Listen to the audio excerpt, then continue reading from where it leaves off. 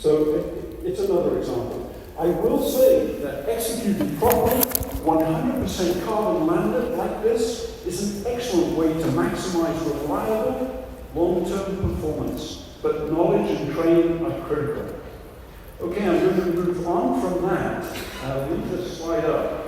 And I'm going to talk about this strange lump of black material, carbon fiber. This is a carbon sailboat mast. It's a very big mast. When the mast was intact, you could actually climb up inside the mast. I forget the overall length, but I'm guessing somewhere around 100 feet. Maybe more, I don't remember. This is from now almost 2 decades ago.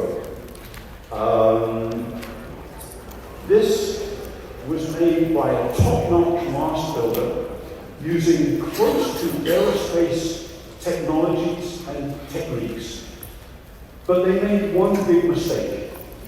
They changed the resin in the prepreg materials, where they combine the resin and the fiber together before it goes, before it's even shipped to the manufacturer. They changed the resin to a different type of epoxy that had a slightly higher viscosity. And they made boat builder error 101, never use a new material that you haven't tested. And they went straight into building this extremely expensive mast. In today's dollars, that would be, I'm guessing this could easily come to close to $1 million in today's dollars. So by ignoring that basic principle, never using new material until you tested it, they ran into trouble during the construction. They knew they were having problems. They didn't know how to get around it. It took time to learn. But it meant that this was wasted. There were voids. There's a wrinkled laminate. I'm going to leave this sample here on the edge of the stage throughout the day. So anybody who's interested, come and take a look at it. If you need glasses like I do, bring the glasses. Take a look at the end of the edges of the sample, particularly the curved surfaces that are facing you and away from us, where you can see the fibers. Each layer of fiber is about the thickness of a piece of paper. In areas with a little curvature, the laminate quality is extremely high. It's a pleasure to look at. But then as you look at areas where there are curves, either through thickness changes or the curvature at the top of the sample as she sits, you can see that we've got waviness in the laminate, and also on these two edges, the one closest to you and furthest away, you also see some void content, which typically on a construction like this should not be there at all. Let's see. Please be careful if you're going to lift the sample. I do encourage lifting it and just getting a feel for it and turning it over, but it's heavy and the edges are not radius. Okay, moving on. And is this time to go or time elapsed? Thank you. Going to move on to the Titan. And I'm going to show you a photograph from the US Coast Guard of the Titan carbon hull under construction.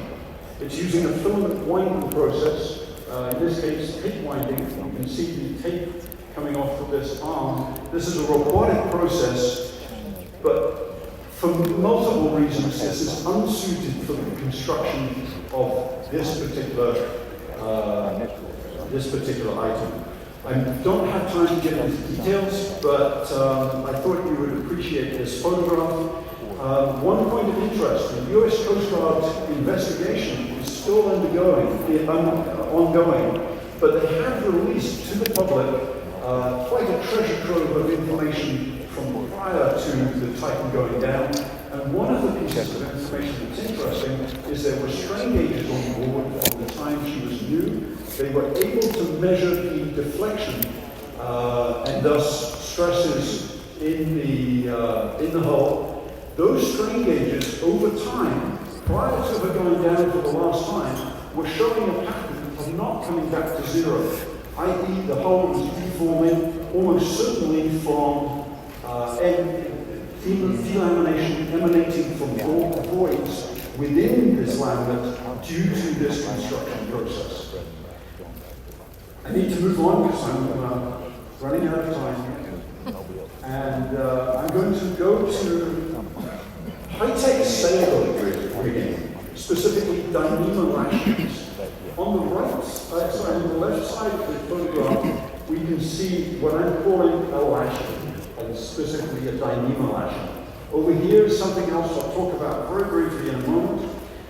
In the high-tech sailboat racing world, these lashings have been used for quite some time now. Dyneema is a very high-strength, modern, innovative material. But I'm here to warn underwriters that this technology, these lashings,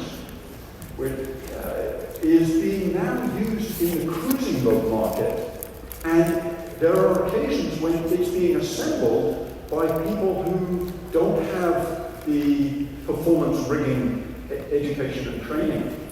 And we recently had a dismasting where a lashing failed.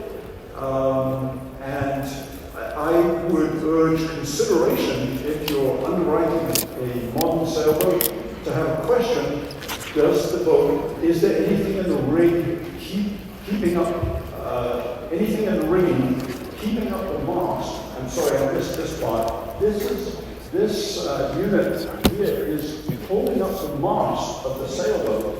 So if this line or lashing fails, the mast is going to fall down at considerable risk to life and considerable expense either way. So if you're underwriting this, to me, I see a situation of a potential question: are they Dyneema lashings? If there are, they professionally installed? The alternative is to go to a strop, or also known as continuous loop, where the loop can be assembled in the professional rigger's workshop to a very high standard. It can be tested, and so the risk with the strop is minor. The risk with the lashing is high. Okay, moving on. I'm going to go in a very strange direction now. I'm going to go to lightning strike protection. Lightning strike, I've been called out to many lightning strike situations to look at structures for structural damage. And what has amazed me is that the level of protection that could have been fitted to these boats has not been fitted. The level of protection that I'm seeing fitted tends to be very low. And as I look through the National Fire Protection Society, they have excellent data, suggestions, and rules of thumb for land-based structures. Now, I'm not saying that we can apply those directly to sailboat, to any kind of boats. We cannot. But I am seeing within those land-based rules that there are multiple things that could be applied to yachts, such that the frequent lightning strikes that we are seeing should be incurring much less damage than they are. That's my opinion. It's something to be looked at for the future. Let's see. I'm going to go on to keel blocking. It sounds low-tech, but the reality is the modern high-technology infused boats, for instance, or any of these boats that are using modern technology, they're more susceptible to keel blocking damage than they have been in the past. And I'm seeing a situation where none of the rules or standards call specifically for structural design for keel blocking in any meaningful way. And so I see a situation again where we need training in the design area, in the build area, and in the yards where they're blocking. We're just having too many boats getting damaged under blocking. Moving on, ISO rules and CE Category A. You may have heard of boats being sold as certified by CE with Category A, Category A, B, etc. Category A is typically considered the highest category, and generally boats are well thought of in the under 24 meter or 79 foot range if they have that certification. ISO situation that most designers are building to have dropped to a minimum standard. But it gets worse. ISO standards for sailing vessels in particular will be greatly concerned. Under the mast, sails, and structure to support the mast and sails, and the risk of capsize, they allow the designer and the builder to take considerable risk by allowing loads and limits for capsize to be calculated based on reduced sail under high wind conditions, as opposed to a baseline naval architectural principle of calculating loads and capsize limits based on righting moments of the vessel. When I was being taught, you always use righting moments of the vessel. There would be exceptions of something that had incredibly increased stability and a small rig, but for the vast majority of boats in the pleasure boat market, this really concerns me. So what this means is if a captain is out there in the middle of the ocean and not expecting a sudden squall to come through, and he has an amount of sail up commensurate with the conditions he's in, that squall hits, and now you've got potential for loss of rig, potential for capsize. This, under the ISO rules, is much more likely under catamarans or under large sailboats where you've got relatively high stability. So I, again, urge underwriters to keep this in mind, particularly for catamaran sailboats and large sailboats.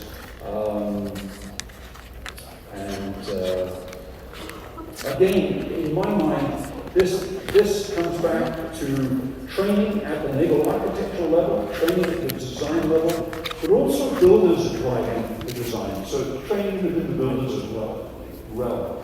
In this instance, I see that maybe ISO should be approached, and maybe this should be highlighted a little more than it currently is. I'm seeing a different situation when we consider other standards. For instance, IMO Low-Line Convention, written for traditional materials and perhaps more importantly, traditional design features for vessels over 79 feet in length.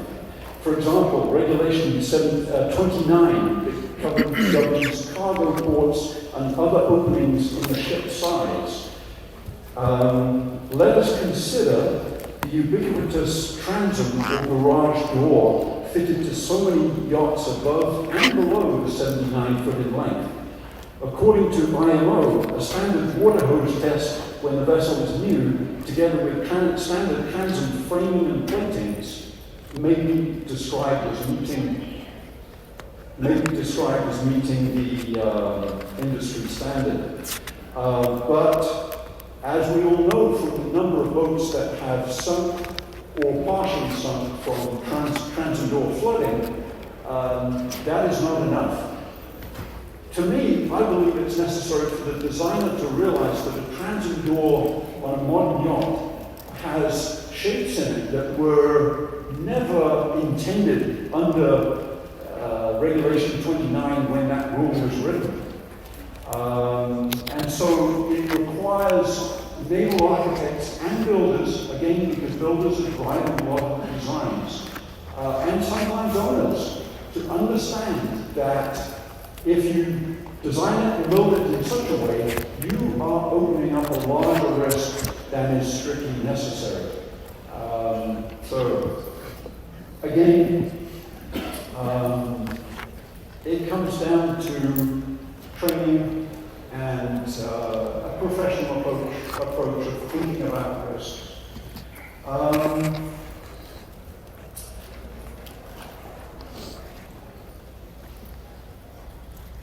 So I have a suggestion for the long term.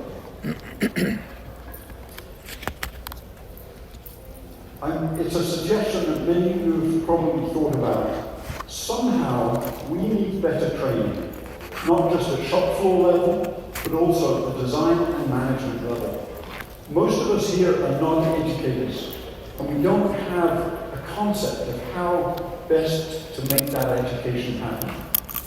I cannot help but think about a joint effort, or even an alliance, where at least at the idea stage, if not beyond, approach to all of the current industry educators, from ABYC, the various schools and universities that teach naval architecture, to boat building and composites work, and professional boat building, professional societies, etc.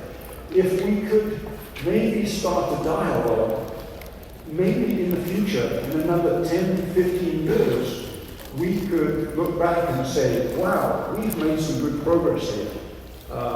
Owners are happier, underwriters aren't cutting such big checks so frequently, etc., etc. So for today, I'm not issuing a challenge or offering specific ideas. Rather than only putting out an idea, perhaps to light a spark as to what I believe is a much needed step for our industry. If you do have ideas, as I say, I'm going to be here the rest of the day. Please feel free to approach or contact me another time. That is about it. I see I've managed to finish about 4 minutes early. Given that it's finished, we started about 4 minutes late. That's good. Thank you all.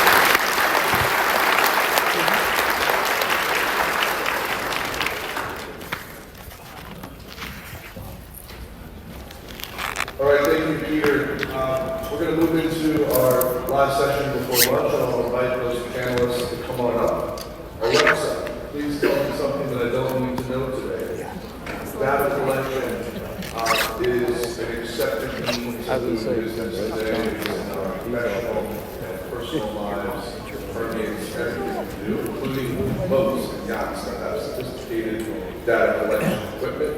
They monitor performance, assist with vessel tracking. What's the value of this data? How can it be used? Who owns it? Who's entitled to see it when a loss happens?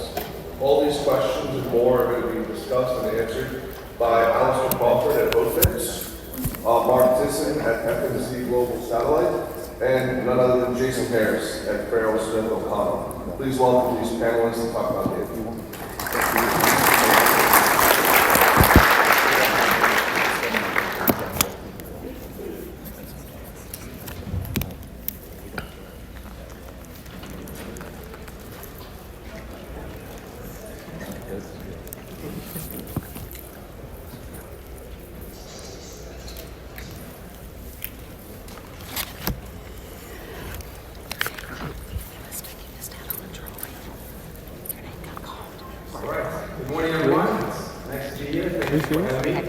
My name is Mark Tyson, and I love this theme here. I was talking about Mark. It's really thinking. Awesome.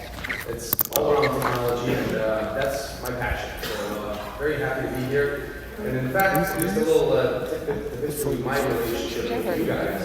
It's about 20 years ago I started in this wonderful industry, and I walked into a room like this at Pier 66. It was more of a social thing, and I didn't quite know what was going on. Just right out of Mass time. Wow. And there was one cool lady so unusual here that welcomed me. It was a very daunting crowd. And here I am, 20 years later.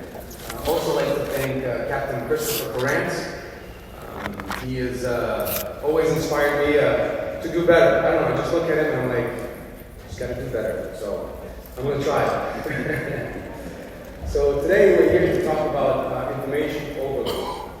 Can anybody relate to that? All right. Awesome. Everybody's still sleeping, I guess. All right. So let's keep going. Over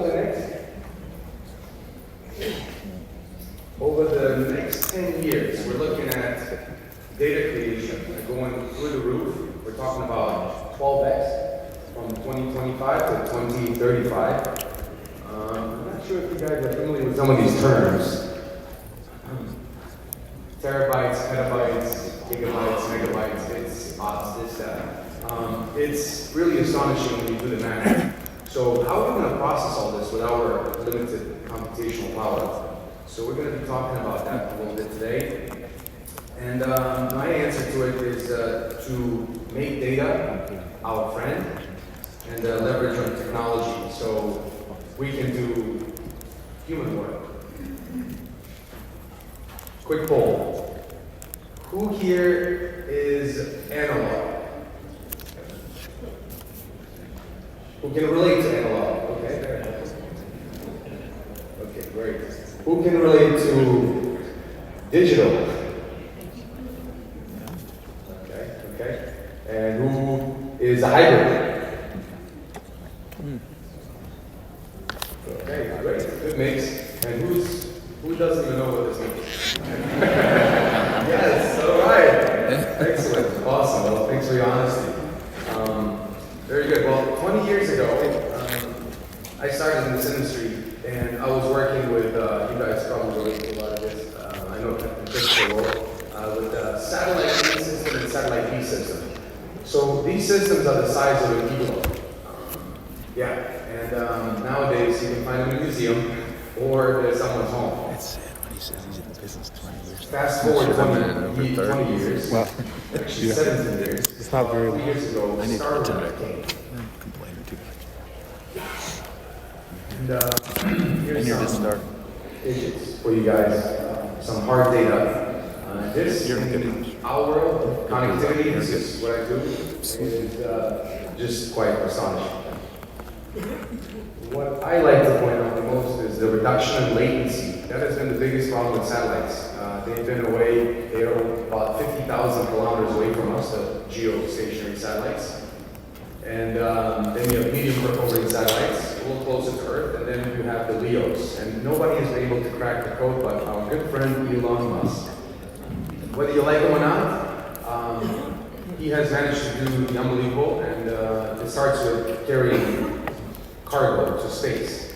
So that's where SpaceX came into play. And next, you've been hearing about launches, I'm sure, and you probably see him as well. I see him sometimes just driving back home to Palm Beach, and yet it's not too far away. So all that, what's happening there is, the new frontier. Not quite new, but it's in the public's eye now, and it's a big deal. So currently we're looking at about 7,000 low Earth orbiting satellites above our head. And in some places you can actually see them and see the trains pass by. And if you fly in a plane and you don't know about this, you will get freaked out. So I have a friend of mine with side story. He had no clue about Starlink. He was flying his plane, he sees this train of satellites just over his head. And he thought it was like some sort of UFO. It's a true story.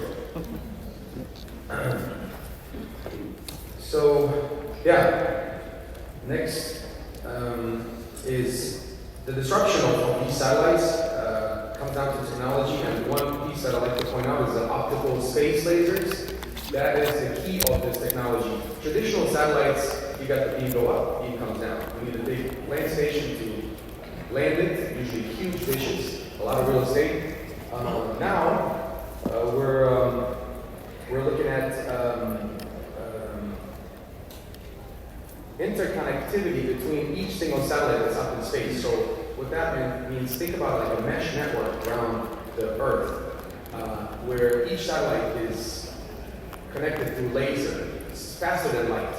And that is how we are communicating today using Starlink. And the good news is, Starlink sells itself and a lot of people use it. Whether you're a consumer, whether you're a business, or whether you're moving site, fixed site, it doesn't matter. A lot of people know it. So you don't have to go back to, why is this so expensive and this and that? Because before Starlink, a lot of folks were like, well, why should I pay $5,000 for like sending an email? And then, you gotta explain to them the cost involved in launching these things, and a lot of times they just store in states and off they go. But now they come back and load more and send more. That's why this cost reduction is where it is. So, technology, right? I covered the optimal space lasers. What's next? Safety. So, you're a seafarer, that's like the first thing you learn. And I sure did at that maritime. And respect for the mother nature. And so, back then we didn't quite have the connection we have today. It was just literally when I was on a cruise, on a training cruise, I was lucky if I could send an email. So it was proper disconnection. Today, we're talking about many different associations, IANA, NEMA, talking about dedicated space for safety data, not just for the seafarers, but also for the equipment on board. So this is huge because at any given time, we basically will be able to connect to the seafarers and the equipment so we can keep things intact. And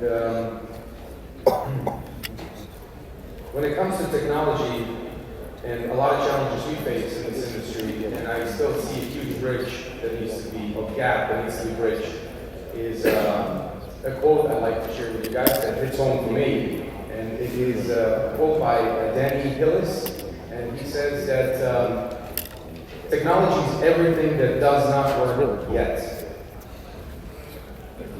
So, last but not least, all this data, all this information, it's really up to us what we are going to do with it, and how we're going to safeguard this data. I will not get into cybersecurity, that's going to take about 30 hours, so I'll stay from that.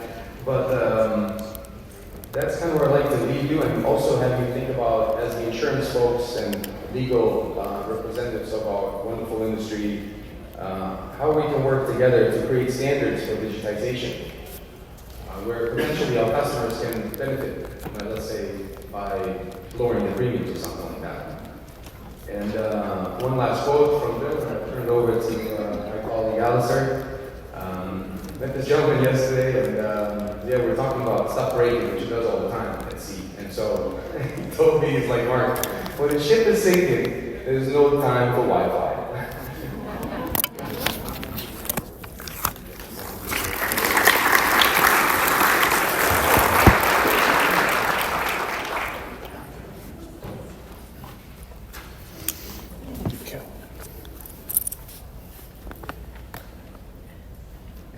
Good morning, I'm Alistair Crawford from Bookfix. I'm probably preaching to the choir when I say that insurance runs on data. Everything from pricing risk to protecting underwriting capital. And contrary to popular opinion, data has now become a fascinating subject. Years ago in the UK, it was a joke that the actuarial profession was for those who found accountancy too exciting. Up until telematics, remote monitoring and tracking of vessels, data has largely been historical. And historical data can be irrelevant and misleading. Telematics, now through cell and satellite data, internet, GPS, and of course AI, connects the vessel's risk profile in real time to the underwriter. It's what Progressive in Auto coined the phrase, the statistics of one.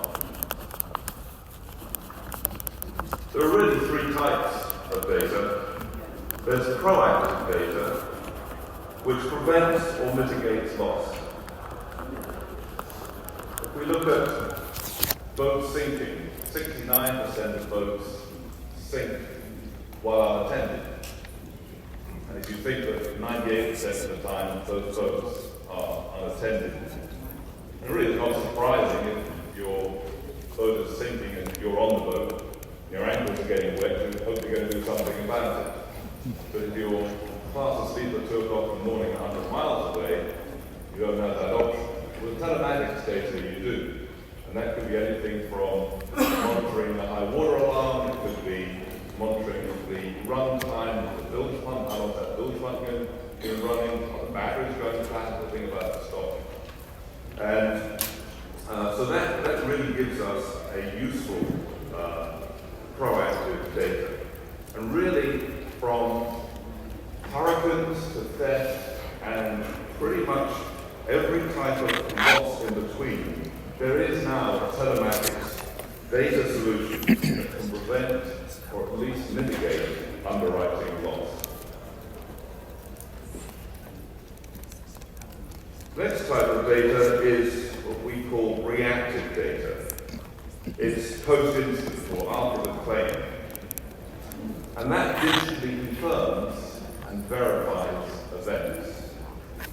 So a typical example, well, what we really call digital truth in real time, as opposed to what you normally get, which is delayed hearsay by a third party. And that could be, well, my wife was at the helm, and we were in the channel, and we hit a submerged object, which was doing 12 knots. That might be a very different story when you look at the digital truth and GPS tracking, when that boat was nowhere near the channel, was doing 30 knots and hit a rock. You might even find out that before the trip, that boat was moored up to 6,000 waterfront bar. So, one of our earliest reactive data claims was in a bareboat charter company down in Cartagena. And the bareboat skipper struck a swimmer, and it was unfortunately a fatal accident. The bareboat charter company owner called me up in a state of a lot of anxiety. I said, what do I do? Well, we of course had the tracking, which we gave to him, and actually it was later subpoenaed by the Maritime Organization. And that data gave the precise GPS tracking data of that vessel, which showed that the vessel was nowhere near the swimming area, was steering a proper and steady course, and was traveling at 6 knots. That data, beyond all reasonable doubt, exonerated that bareboat skipper and, of course, the bareboat charter owner from that. The other type of data, which is often overlooked, is behavioral data. And this data focuses on how the vessel is used, where it goes, how fast it goes, how often it goes. And this has obviously been commonly used and continues to be used in auto insurance today. And really ever since Progressive launched Snapshot in 2008. This data will highlight the bad actors. It will substantially reduce fraud. And it will also price risk at renewal at the fairest and most accurate way. If you think about this for a moment, these two boat owners behind me probably could have been assessed when they're filling out their policy with exactly the same identical risk. Just could be absolutely the same without telematics data. With telematics data, it's pretty clear who's a better risk. Let me give you an example. Let's take a young boat owner against an old guy like me. Now, historical data, the young guy loses out.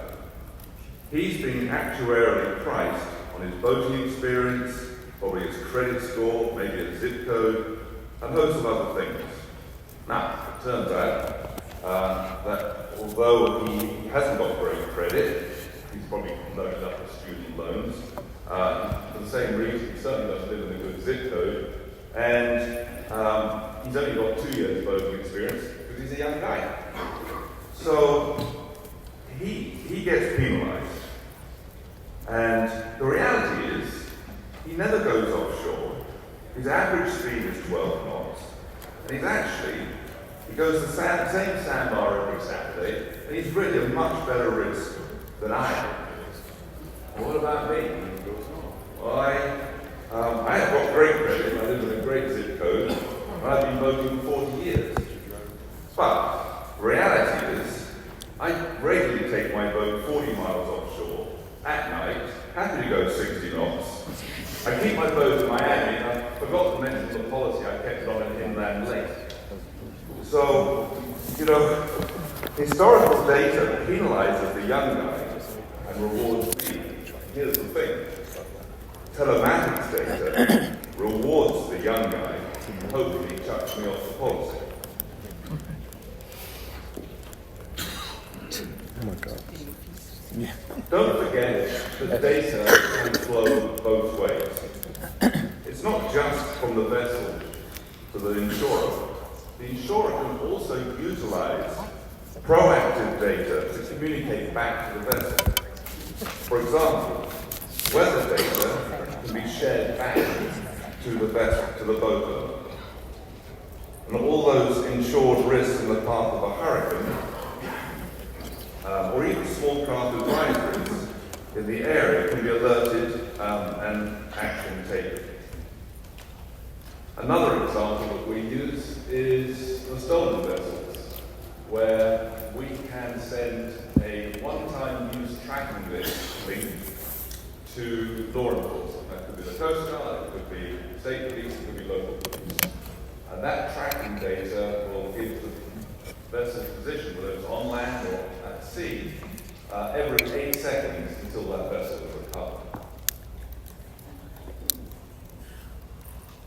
So, can you have too much data? Well, the simple answer is yes. We all know we get swamped by it.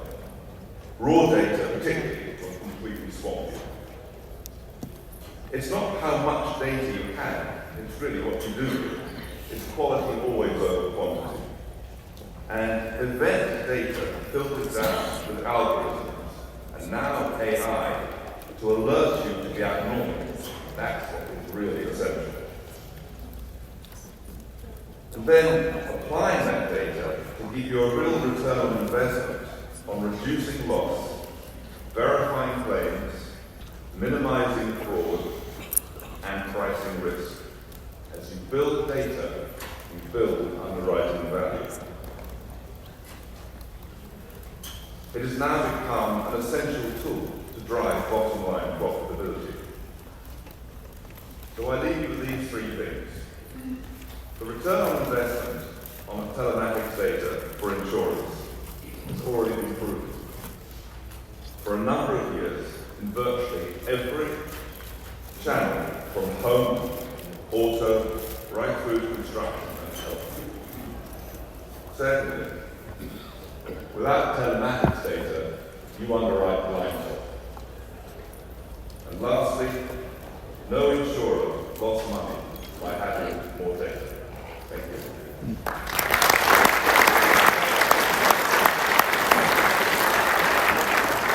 I'm going to hand over to, like all the things tonight, there's always laws and regulations, so let's be there.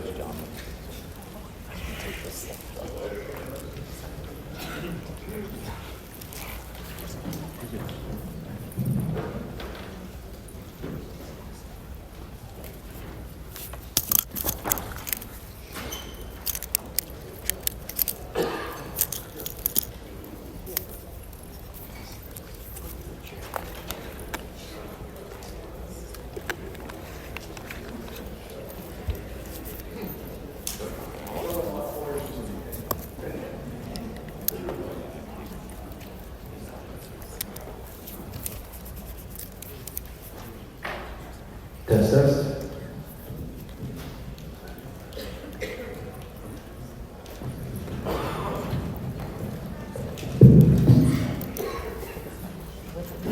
This is going to be embarrassing.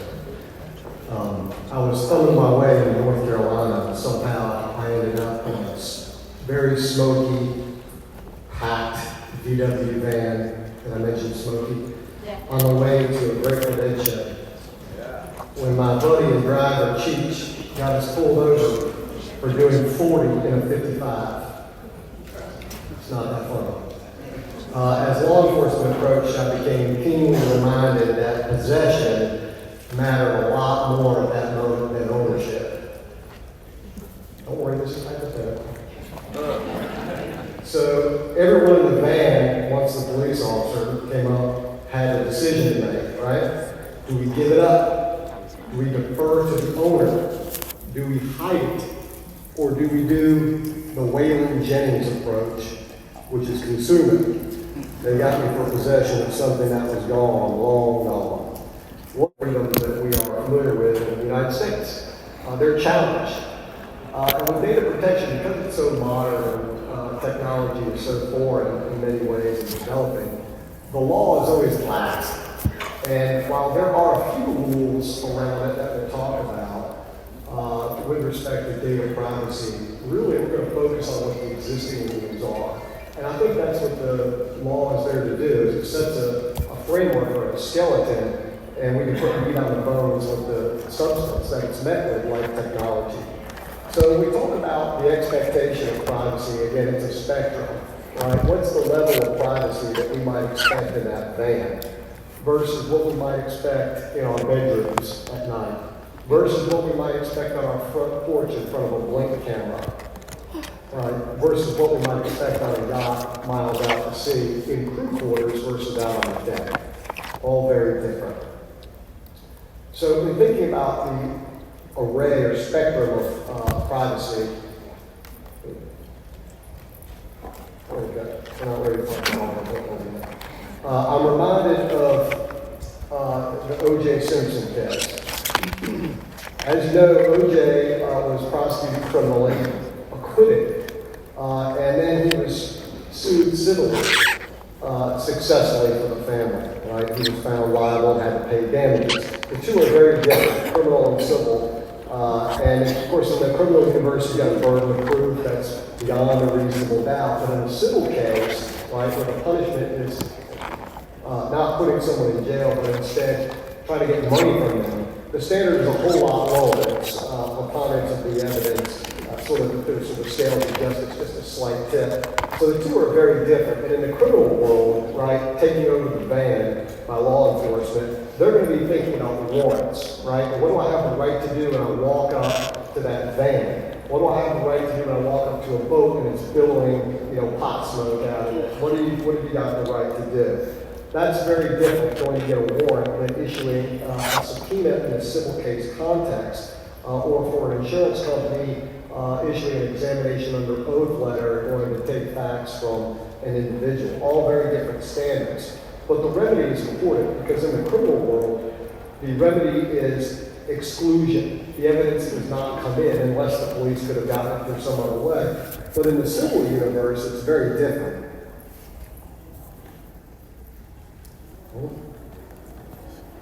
Slides are a little goofy. Come on. Evidence that's obtained illegally in the criminal world just doesn't come in, but if it's obtained illegally in the civil world, it might come in. It might come in. So if law enforcement or insurer oversteps their bounds in obtaining evidence, it still might come in anyway.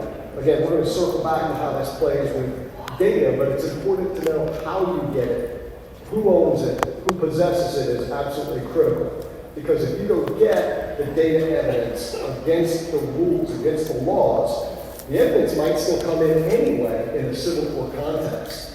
But that raises a number of questions. And we see this in other universes. Again, the law's not so well designed to address this technology issue. We've got to apply it against the skeleton that we've already got. And I liken it to when we hire a private investigator in the case.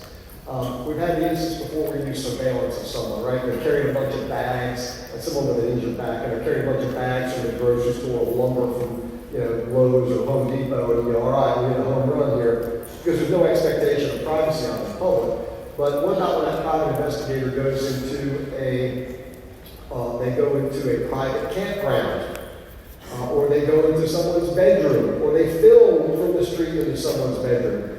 It encroaches a little bit, right? It gets a little bit invasive at that point and more uncomfortable for us. And it feels like, our rights are violated. But in the civil world, that might come in. But I'll caution the practitioners and the insurers out there who say, go get that evidence, get that, investigators do those things, we've got to be really careful, right? Just like we've got to be careful with social media and invading, Starlink data and other data that's out there and is accessible. Because if you overstep your bounds, you've got a few problems. One is, in the criminal world, it may not come in as evidence, but in the civil world, it might, unless there's a motion of limiting to try to exclude it. Secondly, there's an ethical issue. So if the attorney goes and attacks to try to get this information, they shouldn't have gotten it. Yeah, it might come into evidence, but I think you may have a little bit of problem with the state bar. The third concern is civil liability. And we've seen this threatened by opposing counsels in cases where you get really good evidence, whether it's a thing about electronics or whether it's a thing about injuries or the like. You get really great evidence and they threaten to sue you for going to get it because you've invaded some privacy. So, finally, we're on to Auburn football, right? There we go. Excellent. It's fall. It's the best time of year. Football. Not that this is a team to root for anymore, but here's all the numbers, right? Here's the numbers that matter. These are the lottery ticket numbers because once you get into the courtroom situation, you really never know what you're going to get. So you're playing a lotto with these rules up here. The first one is Rule 26, and that's basically a rule of about discovery, what can be exchanged in litigation. And there's a proportionality approach. It's a new rule. It's evolved over time, but it's stuck into this Rule 26, and it's about proportionality. And basically what it says is if the claim's worth $50,000, the plaintiff in the case wants, we're asking for $50,000, we're not going to require these guys up on the stage to go through $500,000 worth of effort and energy to try to give information away, right? So spending $500,000, about a $50,000 case, that's disproportional. We're not going to require that. The next rule up there is 34, and that's a little more specific. Now we're talking about producing data in litigation, right? We want to get our hands on actual data, whether it's electronic or otherwise. And typically this deals with parties, right? How can we get this information from parties? And the rule says that the items that are in a party's possession, custody, or control, of possession, custody, or control. And again, you go back and think about the VW van. What is possession? What is custody? What is control? Right? So again, we care a little less about ownership and more about possession, custody, or control, which in my mind translates to how do you go to get that electronic evidence? Do you get it from the adverse party who's got the data from a vessel, or do you go directly to these guys and get it from the vendor, right? The electronics folks that house this information. And that's really a challenge. These guys are bound by Rule 34, so we've got to go with another rule, which is 45, I'll talk about in a moment. So some people say, well, what does this matter? You've got to deal with issues in dispute. And it's difficult to get the information. When you get the information, it's got to be in a form that someone can actually open it. I mean, I get data on a thumb drive. I don't even know how to put certain forms in my computer. I won't even really read it. So the parties have to get it in some type of form that's basically manageable. If we issue subpoenas under Rule 45 to these guys, we get into really fun stuff regarding how to, whether are they going to comply in the first place. If they don't, how do we go make them comply? Are they going to object to it? And then we get into this motion to quash, which is the coolest word. I don't know if it's a meal or sort of a dirty word, but it's one that we love to throw out there, right? And we try to, they may try to suppress or avoid the information that we're trying to give away if the subpoena is too broad and the like. And for lawyers, the challenge is if they don't respond or don't give the data to us in some manner that we can understand it, then we look to try to get the court to help us enforce the subpoena. The problem with that, of course, is you got to go to the district where compliance is required, which is their hometown. I have no idea where Starlink is housed. I don't know where Elon Musk or any of these other folks live that are involved in this technology. I don't know how to serve them. It's a real big challenge for us. And then it's expensive, and who pays that? All right, so let's talk about what is happening in the real world here. Nope, it's not OJ. All right, what's happening in the real world is the fine print. The fine print is the terms that folks like Garmin, Blank, and the like use to try to go through consumer protection. There are some laws out there that govern what they can and can't do, what they can and cannot maintain, but generally it's designed around consumer protection. It's about not holding the information for too long and telling the consumer, this is what we are and are not going to do with your data. And it's extremely vague. And most of the time, how do they get it? They get it because you consent. You as the user consent. By checking this box to sign up for blank, you hereby consent to all the stuff in the fine print. That's really hard to read. And it's really generally about very generic data, but they retain the right. They retain the right to use the data. And I think one of the challenges is how long do they have to keep it? And in just a moment, I'm going to turn it over to these guys and ask them what they really do. When a subpoena lands on your desk, what do? You ignore it? Do you comply with it? How far into it do you go? How much are you going to spend to go through this process? A lot of these companies, if you read that fine print, and that's a whole ton of fun to do, if you're having trouble sleeping, but a lot of them have something called a data protection officer, which is the person who will help you as the attorney issuing a subpoena or you as the insurer trying to get your hands on this data. They will help you through the process. So what's one of the ways to get it? Ideally, you get it from consent of the owner, whether that's your insured or the adverse party. And using the subpoena process, what we typically do is we'll issue a subpoena, but I like to, these guys are going to say, well, that stuff's owned by the end user. And we say, wait a second, they're a party in the case. We need to be pretty careful here. So we typically try to get this information just like we would from a medical provider with not only a subpoena, but accompanying the subpoena with a release from the other party. And some party may want to refuse to do that. Well, you just go get a court order. It's just so simple. You just go get a court order that requires them to issue the consent or the authorization that these guys need in order to release that information. So it's not that much new magic that's involved if you think about the framework that the law is already set up. So what about opting out? Right? What if you're not going to check the box? You want to use the technology, but you're trying to opt out.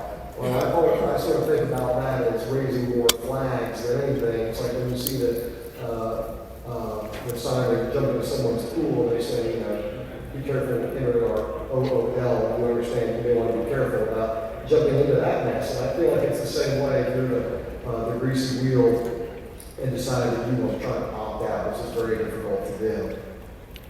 All right, I promise I'm going to mention a few laws that are in place now. You can read all that out there at the bottom. There's an FTC, which is the federal rule. They somewhat deal with this, but again, it's more how long do these guys have to keep data? And it's really not so much what do they have to keep. They just have to tell you as the user that they're doing that. A few states, sort of more progressive states, California, New York, Illinois, have some rules that touch on this, but again, they're really designed around consumer protection. And the EU has some data on it as well. So, here's the real gamble.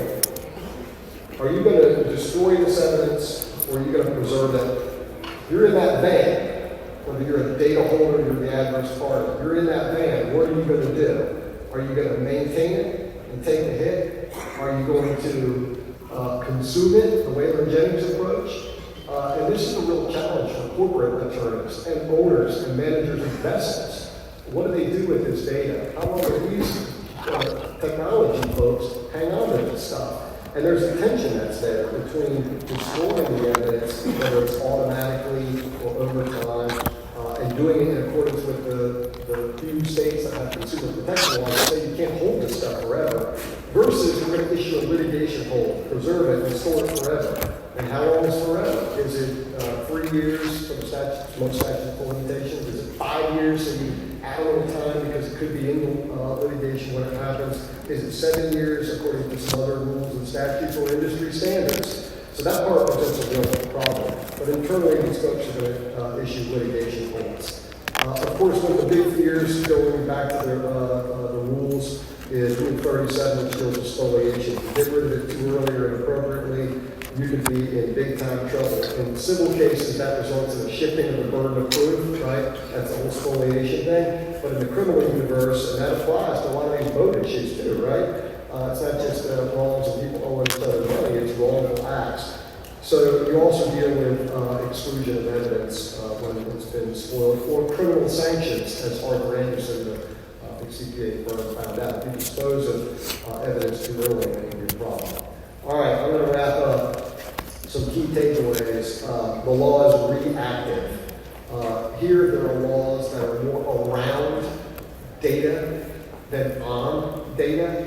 So you've got to use the existing framework and structure to do your best to obtain the evidence from an adverse party as well as these guys. There are public interest advocacy groups out there who are trying to get their hands on this stuff that can help you and protect you if you're in a situation where you don't want your data to be released. But by and large, once you're in a litigation context, it's going to come out under the rules through the discovery rules. And in an example of an oath context for insurance companies, you've got your cooperation clause in the policy that you can require. Let's say, hey man, these folks are not going to give us this data without your release, so sign the release, and typically they're going to be required to do it. So again, use your existing rules, issue your evidence preservation letters early, figure out who they need to go to, who are the technology companies they need to be delivered to, who are those data protection officers that you should address it to. And then if you're with a company or you're a manager of the ship, you need to know that you got to issue an evidence hold letters. Do not destroy evidence, otherwise you're going to have a problem. So, this is one where we want inclusion.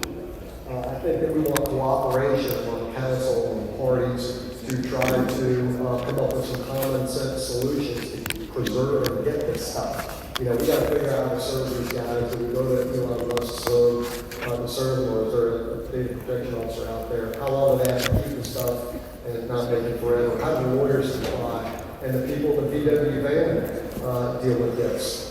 Because eventually you're going to be back in front of the lawyers, sadly, one way or another. So, again, I'm Jason Harrison, attorney from North Carolina, work with a firm that works in New England and the Carolinas. The rules are different throughout all of these states, but the practices, particularly the federal civil procedure, are by and large the same wherever you go. So I'm going to probably take more time than I should have. Guys, I wanted to turn it back over to y'all. I'm sure there's some other questions from the audience. I'm interested, as the attorney who's got to deal with these doggone subpoenas and try to get information from you, get you to hold records and not destroy it. What do you do when you get a subpoena? It lands on your lap. What do you do? And otherwise, whether you get a subpoena or not, how long do you hold on to data?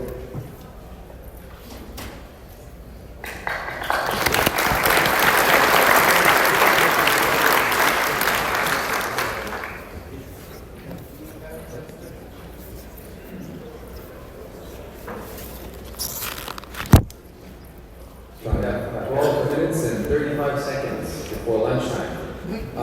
We're all hungry, I know, but I have one question from the audience, and feel free to throw more questions at us. We're around. And yeah, you can find us online.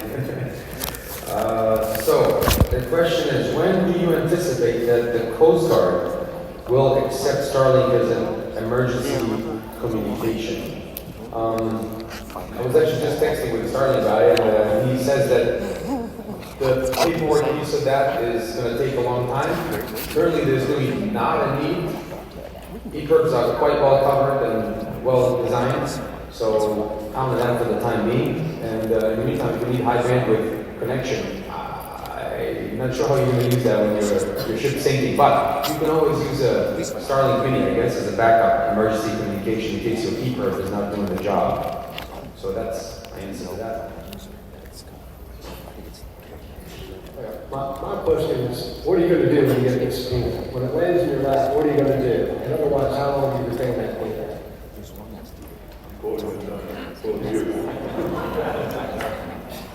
I'll be in the van.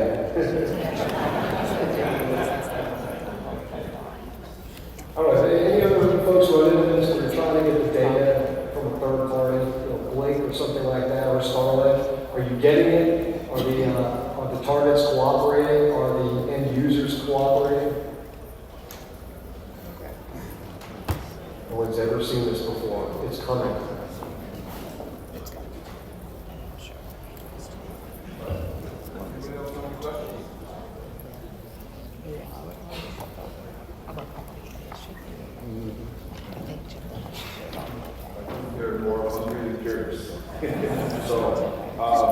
we're going to go to our lunch break. Lunch is sponsored by the Fort Lauderdale Mariners Club this year, and it's being served at 2 locations, upstairs, out of the terrace, and downstairs where we had the reception last night. The boutique is open for business during lunch. It will close after the afternoon break. Please be back here. The program is going to start promptly at 13:30 for all you Mariners. And be back in here at 1:20, 13:20 for more door prize drawings. Thank you. And You enjoy were lunch. done. Your name was pulled out for a rare. Yeah. For the door prize. Oh, They, yeah. they pulled your name and they put it over here, so you're not going to get pulled again. Oh, really? Wow. That's so sad. Wow. I don't know. Food-wise, I don't know. In preparation of tonight. I bet it's downstairs. Maybe downstairs.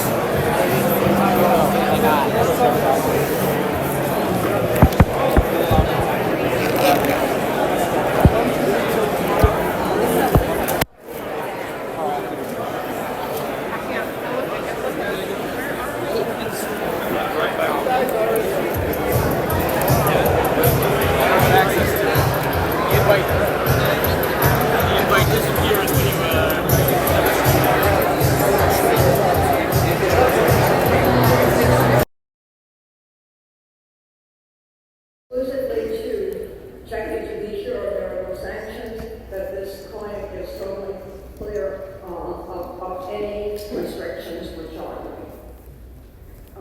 So that's what I would do in preparation before we even do contracts or anything like that. Before Jeff would let people go, they would have to know But Ann, that I have done KYC on my client. before I turn it over to Jeff, I just wanted to ask you a question about how you drill down and to verify that first your client is not substance abuse. What exactly would you do to verify that? Well, basically, I sell the charter, and I manage the charter, and somebody else does the KYC. I don't know how they do that. I see. Okay, so you basically farm it out to a third party, and they. No, to someone within our company I see. who has the someone that expertise, handles that. yeah, within the company. Basically, there are, this world check is basic level, we can do that, but they know how to do it. You know, I don't know their methods. Gotcha. Okay. And if I find out the name, I'll go on Google and see if I can find out any information about the client ahead of time also. Because the owner, of course, wants to know who is chartering my yacht. And they want to know, how many guests are going to be on board. What is the purpose of this charter? Is it a family trip? Is it a birthday celebration, anniversary, or sometimes it could be, fortunate bachelor party or bachelorette party, which I never deal with. Now, just out of curiosity, your experience, what's the percentage of people that are seeking charters are considered exclusively?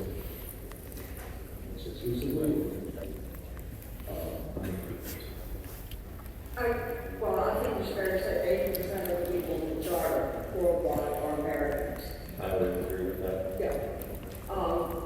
But yeah, I have clients, French,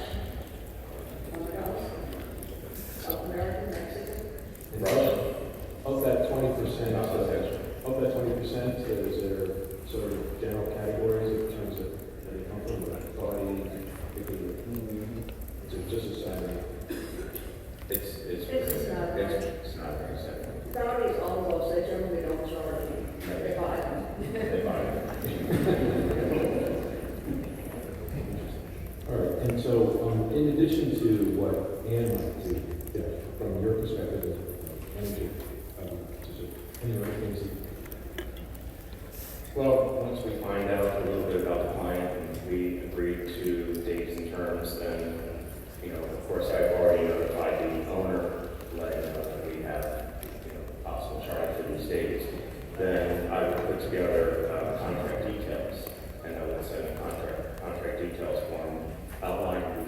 the contract that we're going to use for this charter, and I would send it to Ann in this case. And Ann would type up the contract and send it back to me to review before I get the client to sign. Before we get to the actual charge, let's ask specifically about insurance, because we are an insurance-based audience. I'm just curious from the owner's perspective in terms of insurance, what's your perspective on insurance requirements that you have as a matter? So, of course, whenever I take on a new yacht, the first thing that I ask the owner for is a copy of their insurance policy. And I want to see not just a declaration page, I want to see the entire policy. And I want to make sure that they have an insured captain, have charter endorsement, look at the cruising areas and the exclusions. So I go through all that. So I already have all that in a file. And then I just refer to that whenever I need to, depending on the charter. I'm curious when you said names captain, can you explain that to the audience? So there would be a captain of record on the vessel. So whoever the main captain is, his license is attached to that vessel. And it should also match the insurance policy. Now, there are cases where there's more than one. They could have two captains, or they might have third, but most of the time it's just one main captain. Is it your experience that all of the, typically your yacht policies are always have a name captain? Yes. I've never had an insurance policy for a charter yacht that didn't have it. Okay. And then from Ann's perspective, coming from the charter side, what are your thoughts about insurance and insurance requirements before you to start that process? Well, I have to say that we as charter brokers rely heavily on the charter managers and owners representatives like Jeff to have done that due diligence as regards to the owner's insurance. So, but the charter does have the right to see a copy of the owner's insurance if he wishes, and that's outlined in the contract. When I send the contracts to the client for a signature, I include information about charter's cancellation and curtailment insurance and liability insurance. Basically, on the MYBA contract, the commercial contract, contracts other than that, bareboat demise. I can't recall any clients ever buying liability insurance in that case, because basically they're really just renting the boat for a period of time. They're not stepping into the shoes of the owner like they do with the bareboat demise. So I always recommend cancellation curtailment because, particularly calling to mind that, well, if you have elderly parents, if you're booking more than a couple of months out, it's really a good idea now, because you don't know what's coming. And can you explain the difference between cancellation and curtailment insurance? What exactly is it? If you would have to leave the boat early for an emergency, before the charter is finished, the curtailment insurance should kick in to cover that portion of the charter fee that was, prorated for the number of days aboard. Because the owner is going to keep the full charter fee in the back. I mean, your charter doesn't have, boat has to show up, the charter doesn't. That's correct. So for curtailment, that's when you have to cancel midstream, cancellation and midstream. Yeah. And that's something that the charter is responsibility to get, correct? Absolutely. Right, and your recommendation that the charter should get cancellation and curtailment as a general, yes? Yeah, I mean, unless you're looking for a charter next week. Okay. But typically, we start adding to our special conditions on the contracts, making sure that people are aware that this is something that they should look into, because you never know what could happen. And I'm curious about your point about the charter, sometimes we get liability, separate liability claims, why that's necessary. Well, in the bareboat demise contract, the charter is actually stepping into the shoes of the owner during the charter period. So, for example, if some miscellaneous person operating a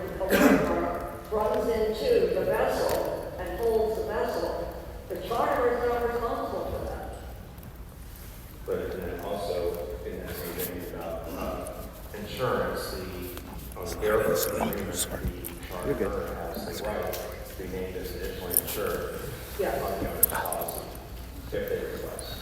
Right, that's my follow-up question. Typically, the owner's policy could provide protection for the charter system, correct? Yes. If there is a request to be named as an additional insured on the owner's policy, is there associated with that? No, not typically, and I could be wrong. There's a lot of insurance agents in the rooms. But no, I don't recall ever seeing that. I just remember if they were just added, we gave information. Okay, gotcha. All right, let's shift gears and talk a little bit about chartering process, the process of drafting the charter, and also the issue of funding. As I understand it, explaining funding and drafting are really together, correct? That's correct. All right, so Jack, if you could just sort of explain from your perspective in terms of what you think about it in terms of drafting this charter going forward. Sure. And as I mentioned earlier, I would send a copy of the contract details with all the information outlined, owning entity of the vessel, the insurance limits, with our stated on the contract, all the special conditions, pickup, drop-off time, location, the dollar amounts, and I would send it to Ann or whatever broker. So the broker would draft the charter agreement, send it back to me to review, to make sure all the information is correct. I let the broker know. She sends it off, or we, in this case, Ann, would send it off to her client to have it signed, and then they send it back to us, at which point the owner and I sign. So we have a fully executed agreement. After the agreement is signed, which in this case, Ann has already requested the deposit amount.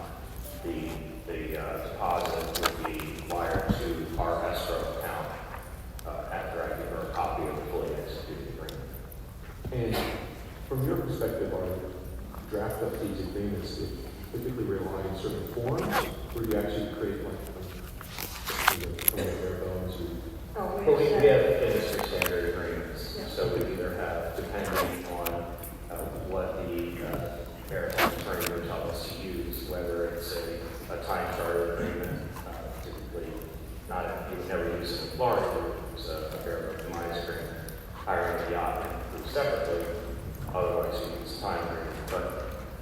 But we would use the industry standard agreements, whether it's NEVA, Mediterranean Yacht Brokers Association, American Yacht Charter Association, or EVA, the International Yacht Brokers Association.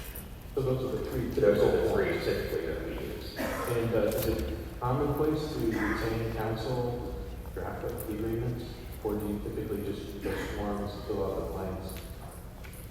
No, pretty much after everything's set up, the yacht's available for charter. If we need to, get advice from an attorney that represents the owner, we'll contact them. But for every single charter, there's no reason for us to contact the owner or its attorney. Have your own preferred counsel, or do you typically seek out one? It would be the attorney that the owner uses to represent his interests in the charter. It would be you in your position. And assuming that the contract has been signed, both sides, both the or special conditions, etc. Can you explain a little bit about the funding? How does the funding sector stick? Yes. Well, basically, when I get the contract details from Joe and draft the contract and send it to the client, I have to have a signed contract plus 50% of the starter fee deposit before we go in for, they go hand in hand. And then that goes to Jeff, as he has already explained. So 30 days before the charter starts, the balance of 50% of the charter fee is due, as well as the APA, which stands for Advanced Provisioning Allowance, as well as any tax that's due. There's tax due in Florida, there's value-added tax, VAT, available, required for the Mediterranean. And the Bahamas. And the Bahamas, yeah. So all of the ADA, the Advanced Provisioning Allowance, covers food, fuel, dockage, any special tours and so forth for shore. Whatever it costs to run the yacht and take care of you while you're aboard. That's what that's for. So it's expensive. If you're booking the boat, and the charter fee includes the hire of the yacht, the crew, and the owner's insurance. Everything else is extra. So that includes the fuel, electricity, the power generation, anything else, drink anything, that's. That all Yes. comes from the EPA, that's correct. That all comes out of the expense budget of the advanced provisioning allowance. We call it advanced provisioning allowance because basically the boat is fully fuel, provision, and ready to go when you step aboard. We're not waiting until you get here to go to the grocery store. And you use that as a bank account, so anything that they would have to buy for this particular charter would come from that EPA fund, and then the captain would account for it. And I know we're going to go into that a little bit later, but there is it's not their money. It's separate from the charter. And who makes the recommendation how much you need? Well, current industry standard is like 35% of the base. So if the charge is 100,000, it's like 35,000. In some In cases. some cases more, Some cases more, less. or some could be less. Yes. If it's a sailing yacht, you might only collect 25%. The collection of this money, have your own escrow account, or do you construct your plan directly to? We keep our funds in the Northwood Johnson escrow account until it's time to send it to the owner's representative, to his judge. And then It goes to our. he disperses it to the captain. So, and Jeff mentioned that the captain must account for all expenditures. And this is typically done on a line item basis on an Excel or similar program. I mean, you buy flowers, that's a line item. You buy 2 bottles of champagne, that's And another line. all the receipts have to be maintained as well. And receipts. And basically, that's submitted to the charter on the last day or the second to last day before the charter ends. But the charter is reviewed, so that if he thinks something's out of order, he can discuss it with the council. And that's something that you, as the broker, would get involved with, or the actual client? Well, I get the APA report from the captain, hopefully before the charter's over, and I carefully review it line by line, and also like to look to see if there's like, okay, is this fuel charge, is that considering the itinerary, is this reasonable? I mean, basically they would present the fuel charge in terms of gallons as well as cost, because the cost of course varies Yes. from the location. But we're also, on our end, the captain has sent to Ann a copy, but we also have a copy, and we're reviewing it also to make sure that everybody's on the same page. And that review typically takes place before you trust the director client? Or does someone- It's pretty much It Ann. all happens pretty much. Pretty much. Probably goes to the client before it comes to me, but not much before, maybe half a day. I remember you telling me a story where a chef was concerned about buying food, decided to order one or charge that. Remember this story? Yes, that was, the charter we were talking about, chef was not, see if I remember correctly, the chef wasn't familiar with the provisioners locally, so ordered food from like Orlando, Florida, and had it flown in, and it was an exorbitant amount between the transportation costs, the cost of the seafood, and going the right time to buy seafood from a fishmonger in Orlando and send it to the Caribbean. But needless to say, she lost her job. But who ultimately covered that cost? Well, and there was a dispute, and case because the charter said, this is an exorbitant amount of money. So in the end, the owner ended up saying, I'm going to make sure that I do this right. My chef was wrong by doing this without my consent, and so, I'll cover this cost. But you and have to get involved directly, correct? Yes.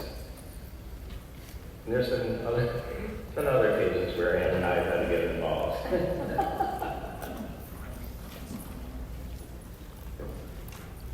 Now, can you explain, Jeff, can you explain a little bit about the Florida Livery statute? Touchy subject. Yeah, touchy subject. So I'd say it's been about 2 years that it's really been pushed into the limelight, and a lot of it had to do with the illegal charters going on in Miami.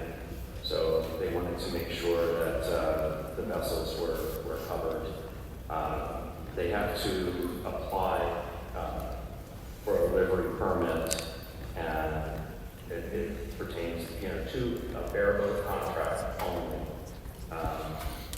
They have to have $500,000 per person insurance. And I think it's $500,000 per person and $1 million per event for the insurance coverage. So, and it has to be through a Florida insurance. So, in the case of a yacht that you might have an insurance agent in New Jersey, for example, or if you're from New York, they would have to find an insurance agent that is in Florida if they're planning on chartering under this. And you would use the bareboat demise agreement, and a big part of it is making sure that a cruise certification document is signed saying that this is the crew that is going to be on board. And there's some other requirements that are involved in order to get the permit as well.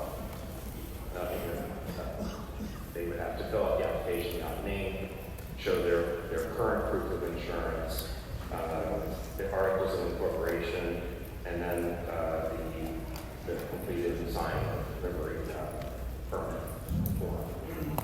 Right, and this applies not just to the livery permit, but also renter as well, right? Correct. And then how does the renter demonstrate?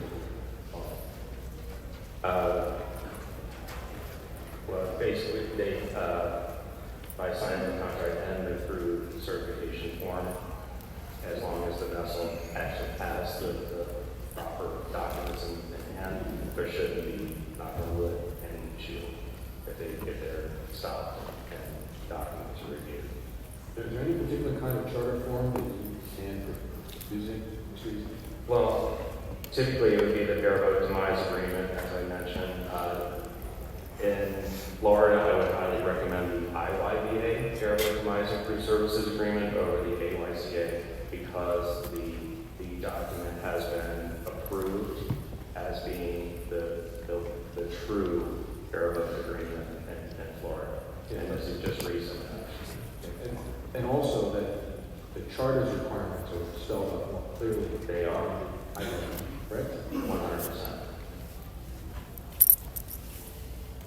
It's important to emphasize the fact that the livery statute we're talking about applies to Florida, or operating in Florida by the statute.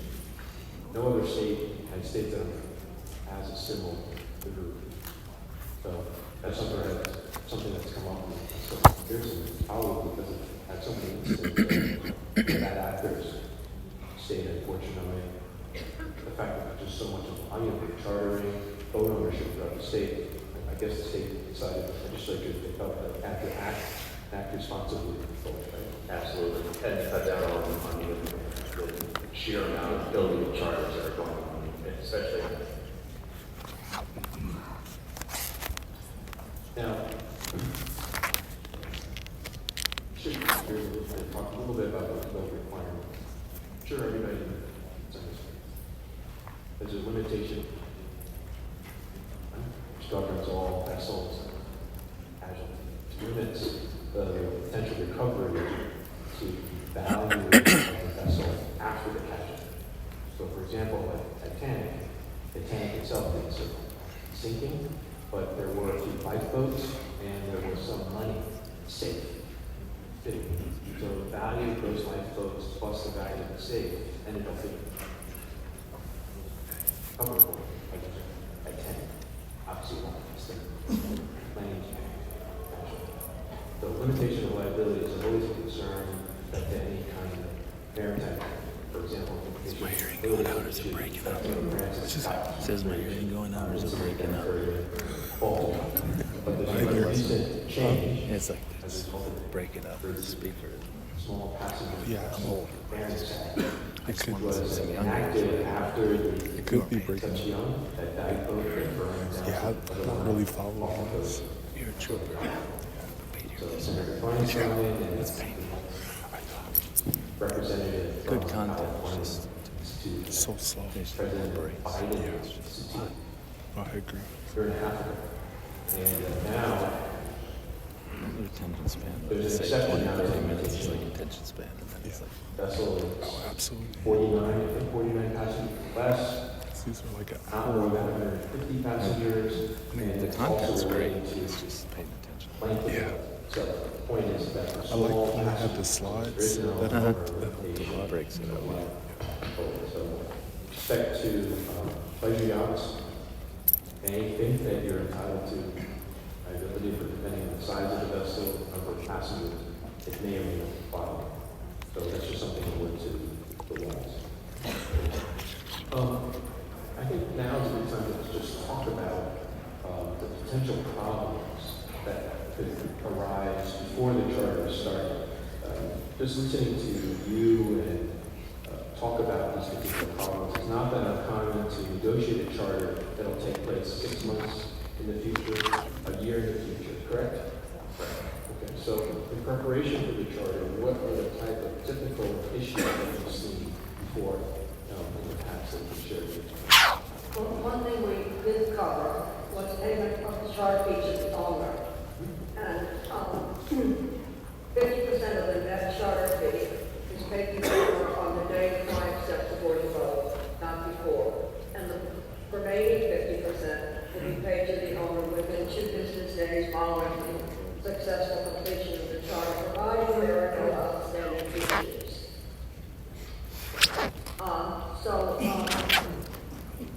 What could happen before charter starts to impede the commencement of the charter?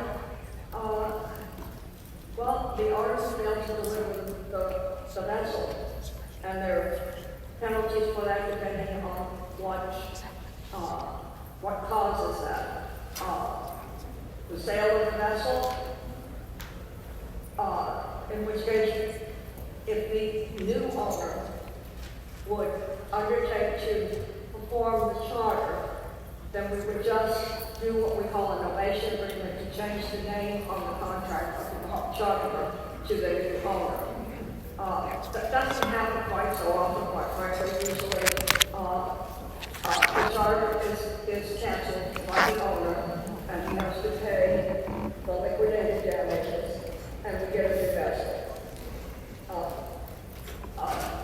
If it's the sale of the vessel. There could be weather, hurricane, or other, there could be damage or a system failure, there could be a war. Which we, and not to let you handle, we just had, a couple weeks ago, we had to, reroute, not you and I personally, but we had to reroute some charters because of hurricane. So one went a couple of days later, they waited until after the storm went by, and then we just did an addendum to change the dates in the other charter. And then we typically on a hurricane addendum give them up to 1 year to rebook. So I had another one that we booked sometime within the next calendar year. Or you could just go to a different venue. For example, if a hurricane is coming, and it's likely to be 2 months, say, from the Bahamas, you might move the charter to the outer coast. Good enough. Good, absolutely. Yeah. In As fact, long as everyone agrees, absolutely. yeah.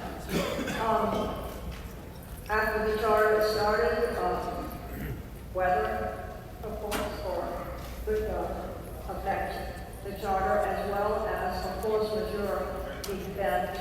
Like a mechanical Like a failure? mechanical failure. Force majeure is the act of God. Is how it's usually described. If there's a mechanical failure due to the fact the owner hasn't maintained the vessel properly, that's not force majeure. Or if the crew somehow does intentionally damages the vessel. But those things usually don't happen. Usually when, that's why I rely on people like Joe to know that the boat that I'm booking is properly maintained with care or run by competent, certified, licensed crew. When you are in the process of booking, how often do you actually visit the vessel, meet with the master, meet with the crew before finalizing? Almost 100% of the time. So, Maybe not just prior to booking the boat, but I will have seen almost every boat that I booked at some point or the other. And if I have not met that crew on that vessel, I may met them on a previous vessel. Typically, it's the captain and chef the ones that you're most concerned about knowing. But if I haven't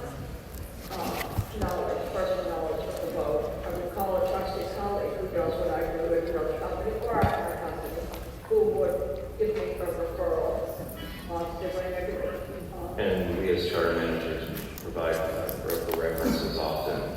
So if someone has booked a yacht within the past year, we have a list of names and we contact them and see how their experience is. have you ever been in a situation where you met the captain or the chef, and then after meeting with them, you decided there had to be a change?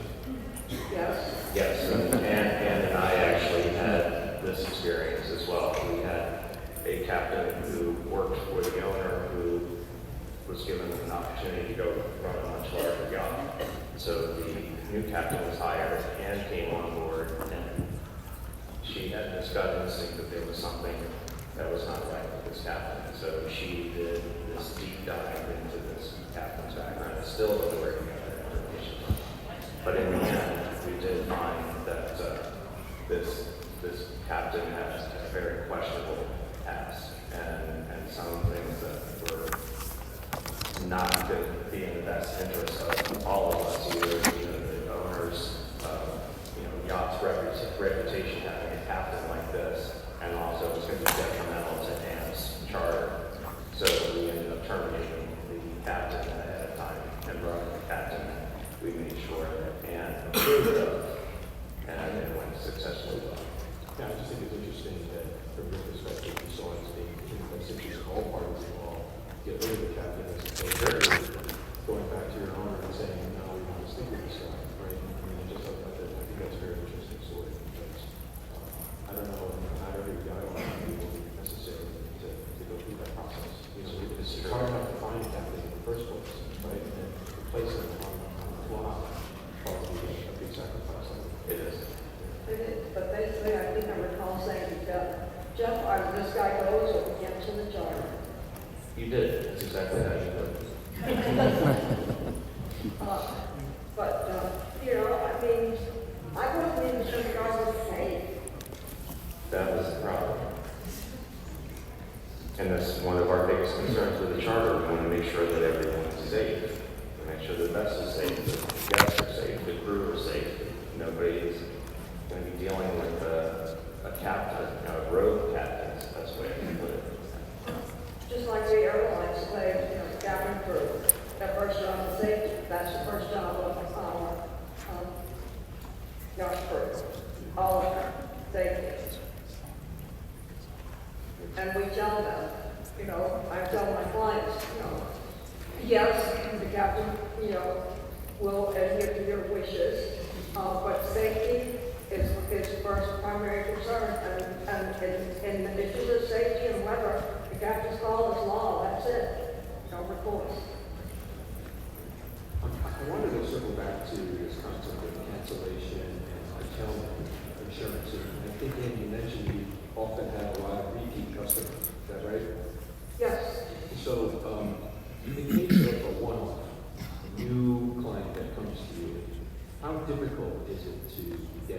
cancellation element insurance. It's the first time that they've vended you.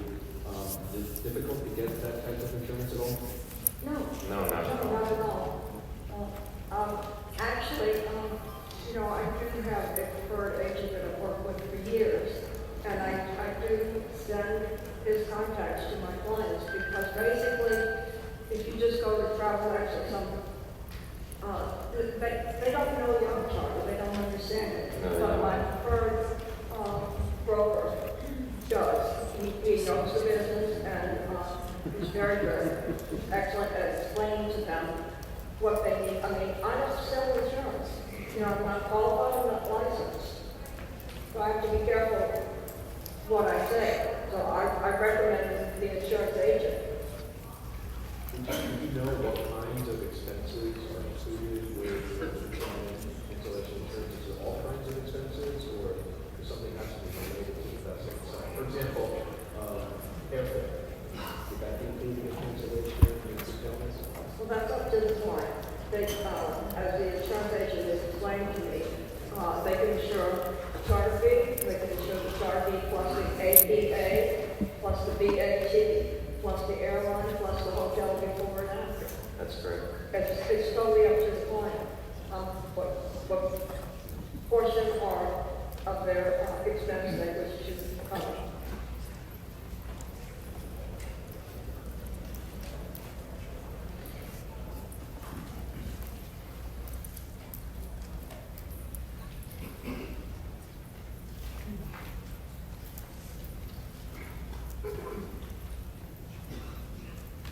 In terms of thinking about safety with respect to passengers, crew, Soothing and the voice. vessel, from your perspective, from the owner's perspective, the owner's It does have a perspective, soothing what voice. do you think are the good guidelines, I good forgot my phone. My pointers room was to charged. keep in mind I feel naked. My phone's like, going forward as like an average yeah. person? It's a good thing to get away from it, but that's true. Now you're forced to What listen. do you recommend that we think forget about it. for the purpose of promoting safety among the crew, the passengers, and the vessel itself? Well, everyone has to be licensed, all crew have to be licensed, and properly trained and certified, and, they are trained in CPR, firefighting, and, man overboard rescue.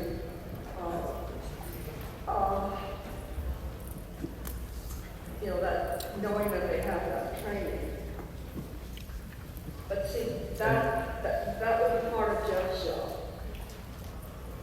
to ascertain that. And basically, that the yacht is maintained. You know, most yachts have maintenance in the spring and the fall, whether they're charging off or not.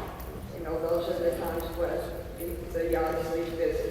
So, and then every 5 years, they have to haul out and have a survey by the surveyor specified by their flag state. Can you request that information before you conclude the charter? Yeah, good. Yeah. Do you typically ask for that type of information before you conclude it? No, I don't. No. Because I once again trust the management of the alcohol representative to cover those bases. And if the question was asked, I would typically have the documents on hand, or I can get them very easily. This might be a little bit different. Is there a database where you can check to see particular owner, particular master has had problems in the past? Is there a typical database that you can go to? No, I don't know if there was. It's word of mouth. It's really word of mouth. I mean, but basically, you know, we're very small industry. We think we're big, but we're not. No. But, you know, there are no secrets. No secrets. No secrets. No, I would agree. We could find out anything within reason. Something's not within. But as of this week, there's 2,178 yachts available for charter in the market worldwide. It's a lot. And the most expensive charter, do you want to know that? Yeah, that'd be great. $3 million for 1 week. What? Flying Fox. Flying Fox. 136 meter Larson motor yacht. 22 passengers, 55 crew. What's the most unusual special tradition that you see in terms of charter? Most unusual special convention. Not just by everything's been thrown at us at one point. I would agree. Yeah, I can't really think of anything that's. No, I can't. It's in the contract. In the contract. Not in the contract, but I mean, there's been some language requests once the charter starts going. How does the crew know what is division?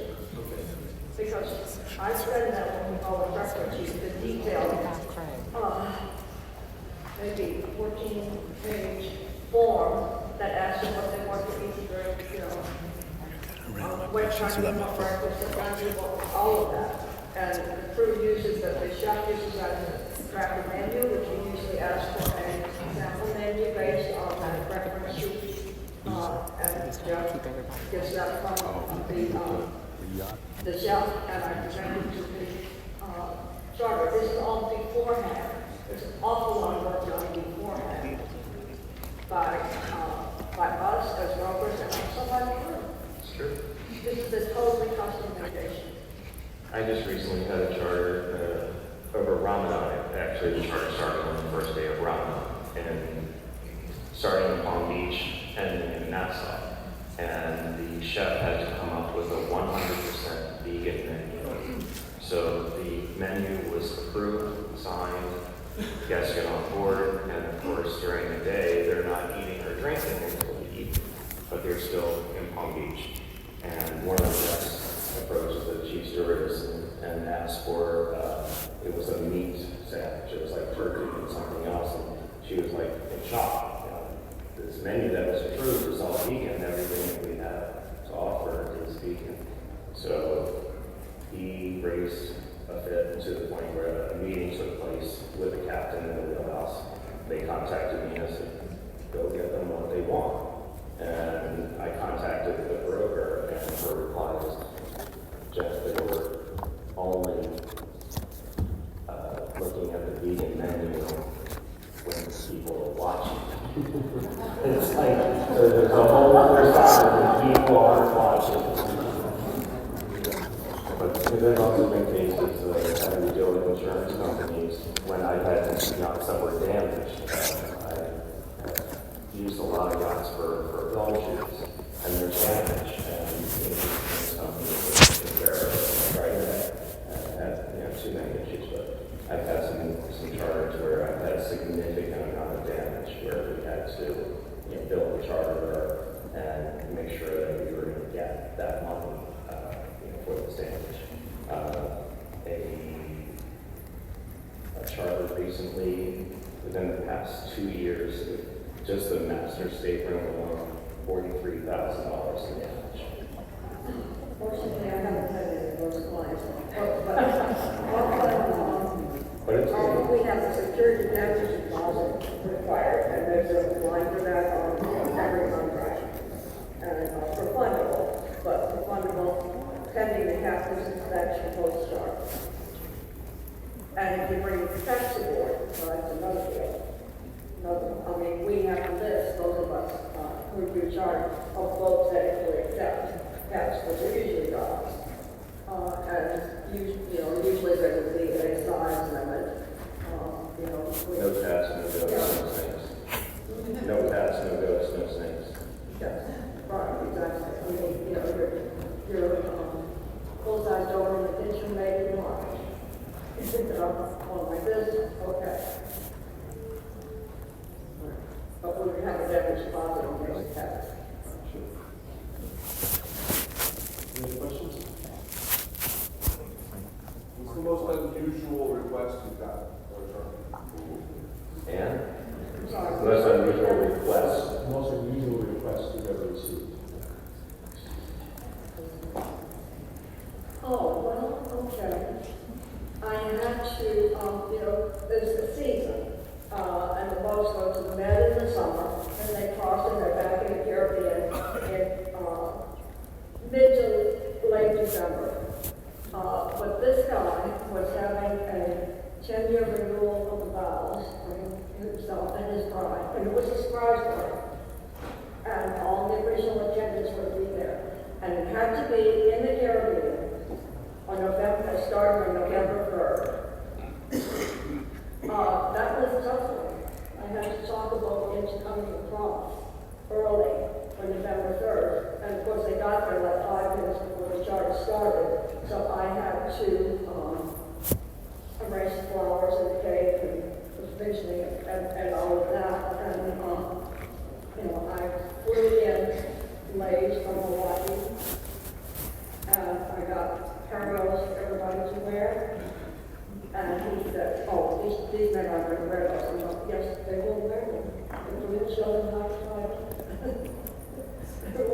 And it was a big, and the captain was to perform the renewal of and he said to me, why did you say no? So, but y'all came up with that again. And they threw their flowers, I told them if they throw the leg into the sea, and if it happens to go as they're leaving, if it floats to shore, that means they come back. So they must have, they must have got ashore because they came back in the ship.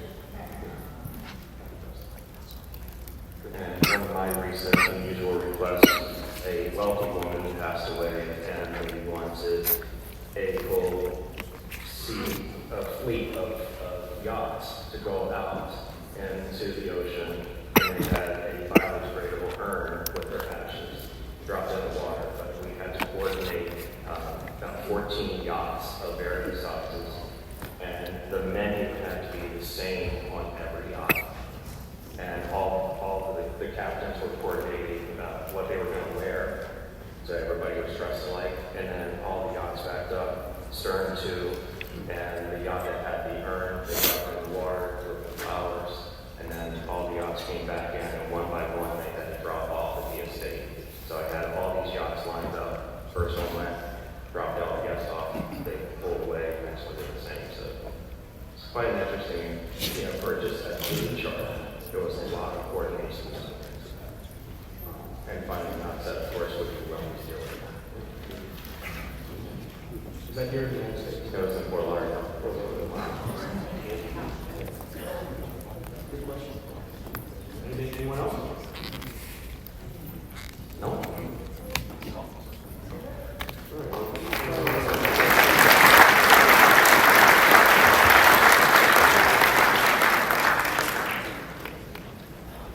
Thank you very much. That was fantastic. Your support of the Fort Lauderdale Mariners Club annual seminar helps a lot of other marine-related organizations.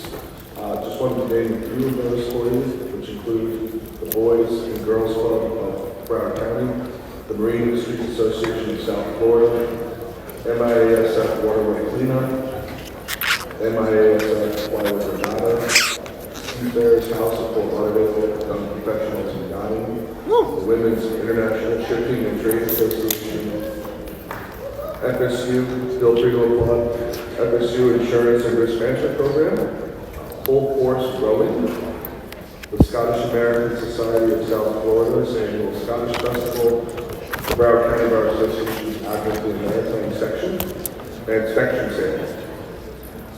And also, you should know that in addition to the club's regular support of the Seafarers House, the proceeds from yesterday's golf tournament will also be donated to the Seafarers House, as we always do every year.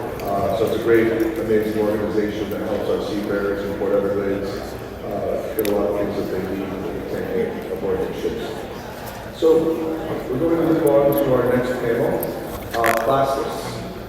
We hear the terms classification, built to class, maintained in class, class approved, class certificates, flag state certificates. What does it all mean? There are fancy terms. Is there any value added to them and a return on investment of time and money? What do these endorsements and certificates prove to insurers, charterers, owners, finance companies, potential buyers, and other interested parties? To join us to talk about this great subjects are John Gallagher from International Registries, Beth Elizabeth Anderson from SEA, and Rich Marriage from Advanced Mechanical Enterprises. Please welcome them for our next session.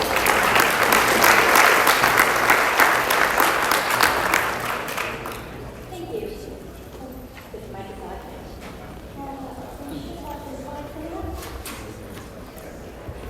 So thank you. As Charlie said, I am Beth Anderson. I am a naval architect at SEA Limited.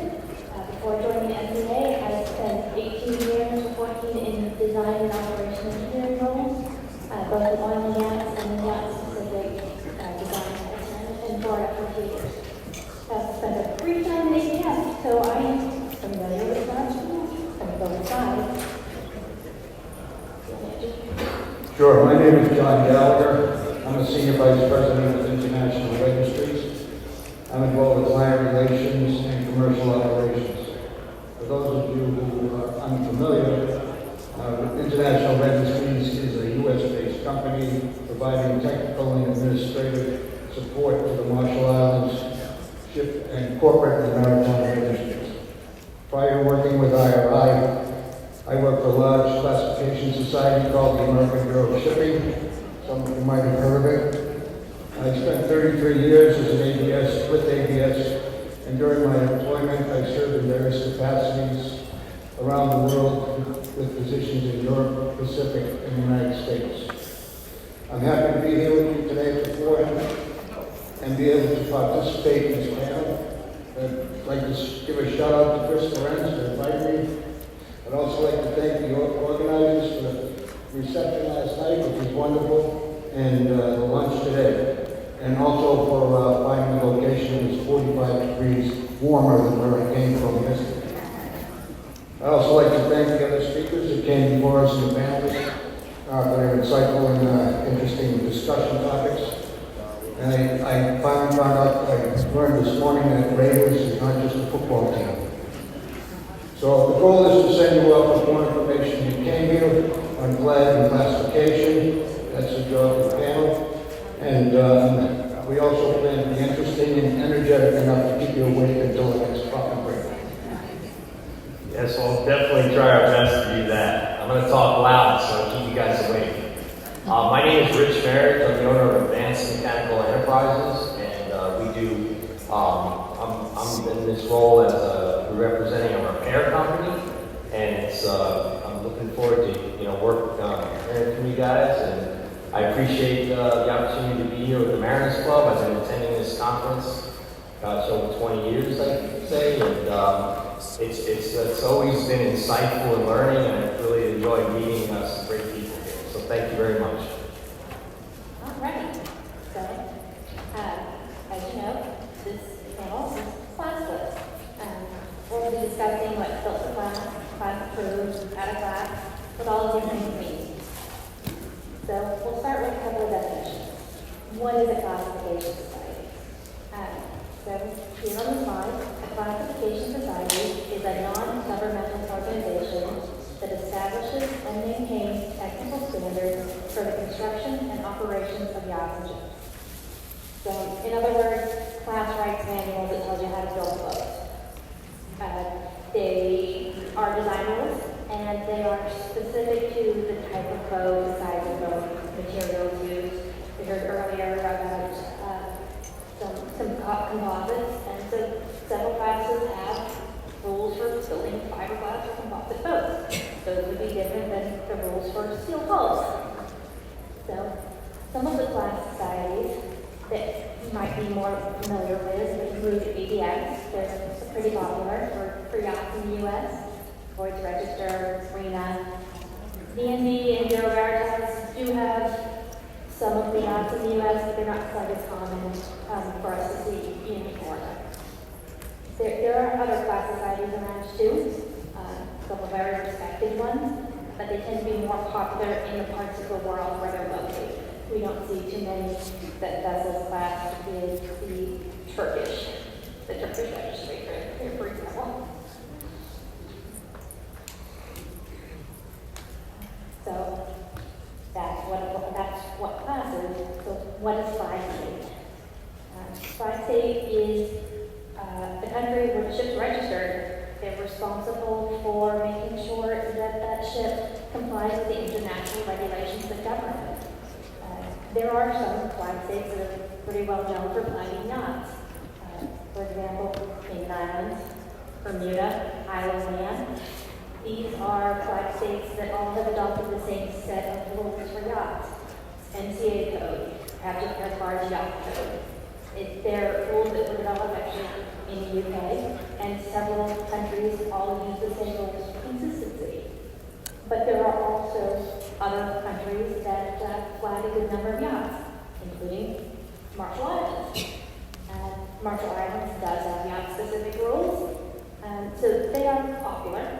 And then there are some other flag states where yachts will be flagged for a specific reason.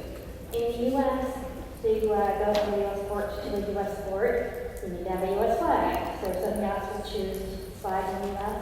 And then there are places like Jamaica, where there are benefits if you're a private yacht to flag yourself there.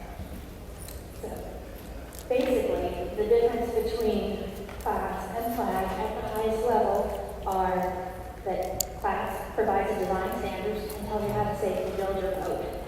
Flag tells you how to safely and legally operate your boat. They're responsible for the legal requirements.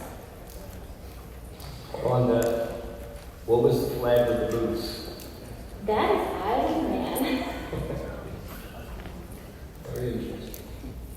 So, doesn't really matter. Now that we've talked about flag and flag, we're on the same page about that, one should be kept. Really, probably what you're all thinking here as we're getting a little after lunch, why should we care if flag is involved? And class is involved, excuse me. So, in order to be in class, a vessel has to be built and maintained in accordance with the Classification Society rules. So, that seems simple enough. But sometimes a boat can be built by a reputable owner and they can use the class design standards. Maybe a private client wants a nice boat, but they don't see the value in paying for the class society involvement to double check the boat members' work.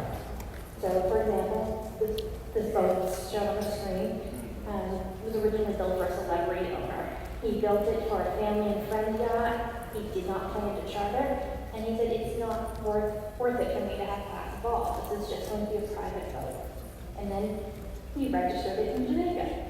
One of the benefits of flagging in Jamaica is that they are a little more lax about some of the rules for a private boat. There aren't paying guests, so it's your own boat, do what you want, here are the minimum standards. So that was all fine, celebrity loved the boat, eventually decided to sell it. The man who bought it got it for a good price. It was less expensive than most of the other yachts that were available in the same size and similar condition. He thought he got a really good deal on it. His plan was to do a refit and then bring it out to charter. He wanted to have guests on board.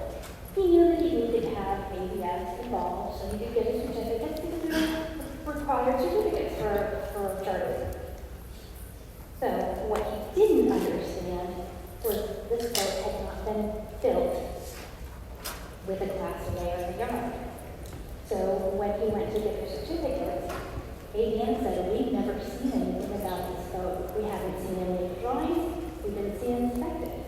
If you want this boat charter, we're going to have to go through it with a fine-tooth comb. In the end, the owner ended up needing to have nearly $1 million of engineering surveys on, not physical work, engineering surveys so they can check the drawings, the thicknesses, do calculations, and then he had it all out too, so we could check the shaft of the propellers. In the end, he didn't think he had such a good deal on this boat because he didn't understand the difference between it being designed to class and it being in class. So, now that we've heard that story,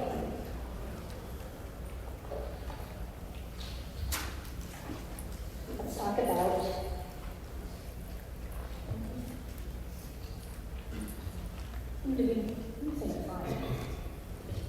I'll do a little out of order, I'm sorry. So let's talk about, maybe you have a dream boat. happy story. You don't want any horror stories. Perhaps you are sitting there thinking about the boat now, if your neighbor looks like they're drifted off, and you a little elbow. Maybe you've gotten to the point where you sketched this boat and you decided, you know what, I really want to build this. This is my dream boat. How are you going to avoid expensive and unpleasant surprises? Should your boat be designed to class? Should be class approved? What does this mean? So, as I mentioned earlier, there are rules about how boats should be designed, and they're different for the different types of boats. Any boat that's, any architect could take a classification society rule book and look through and design a boat using the standards there. And then send it off to the shipyard. It could be built, and that would be built to class standards. But, like the owner in the story found out, that doesn't mean that anybody at the class survey, at the class engineering office actually ever saw those drawings. And they're not going to take your word when later you look at it and say, oh yes, it was done. They're going to make you check like that poor owner has to do. So you would want class approved drawings if you're going to show it. And class approved drawings are just that. They're the technical drawings that were sent to class. The engineers looked at it, approved it, stamped it, said you did the right work, you're good to go. And then you have proof that this drawing, this design, meets class rules.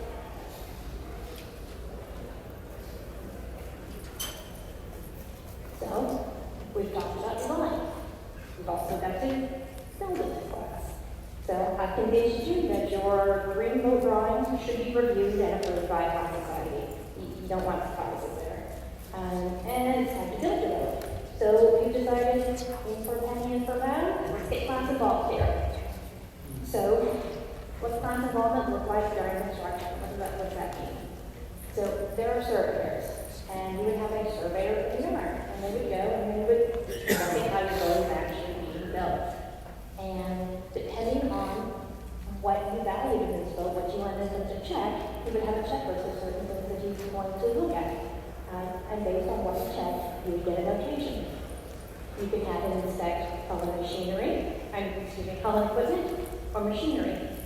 Both are required for each chart.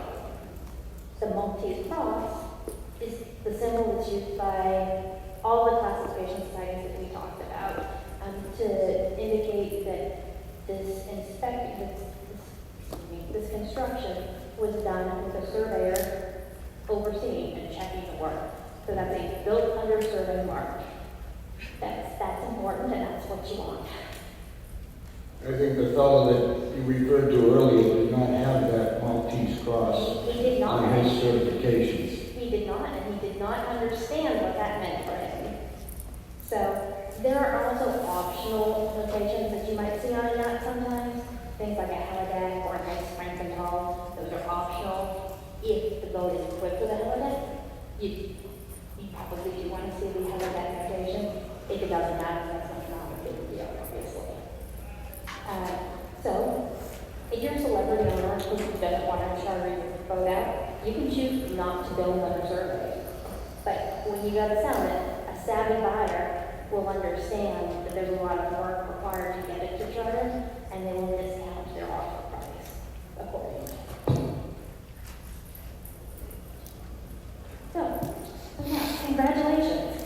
You have a boat. You have it designed, and you draw drawings to check by glass. You built it under survey. You have a book, and you're ready to go. You're in the class. So, thank you for paying attention to this presentation, so you knew to do that. So, now, time to sail off into the sunset on this boat, right? You know what would make it even better? A giant hot tub in the back, right? Everybody has a hot tub. So, before you do that, you should check with an engineer and make sure it's class approved. Because even after delivery, the class still does have something to say with major modifications. So if you come across a yacht that has a big modification and they don't have any record of class involvement, that's probably a red flag you should investigate. So if that wasn't done, you might find that the boat owner doesn't actually pass things like their stability requirements, which is a big problem. You can't have that if you're on a boat. So In summary, we'll do a little quick review of what I've covered. Design to the class, good, but not as promising as you might think. It doesn't necessarily mean that you're good to go. If you see this description of the boat that you're working with, you should probably investigate a little bit and ask some questions. On the other hand, a boat that's in class or flat means that it should be in good standing with its classification society. It should be regularly inspected by a surveyor, and it should be able to provide you certificates that show those things. So, in order to remain in class over the years, both must schedule and pass regular surveys. And that's something John will be talking about. Right now, it's important to make sure it's maintained in accordance with class, because if the surveys are not conducted in a regular manner, then you can fall out of class and cause all kinds of problems with insurers and everything else.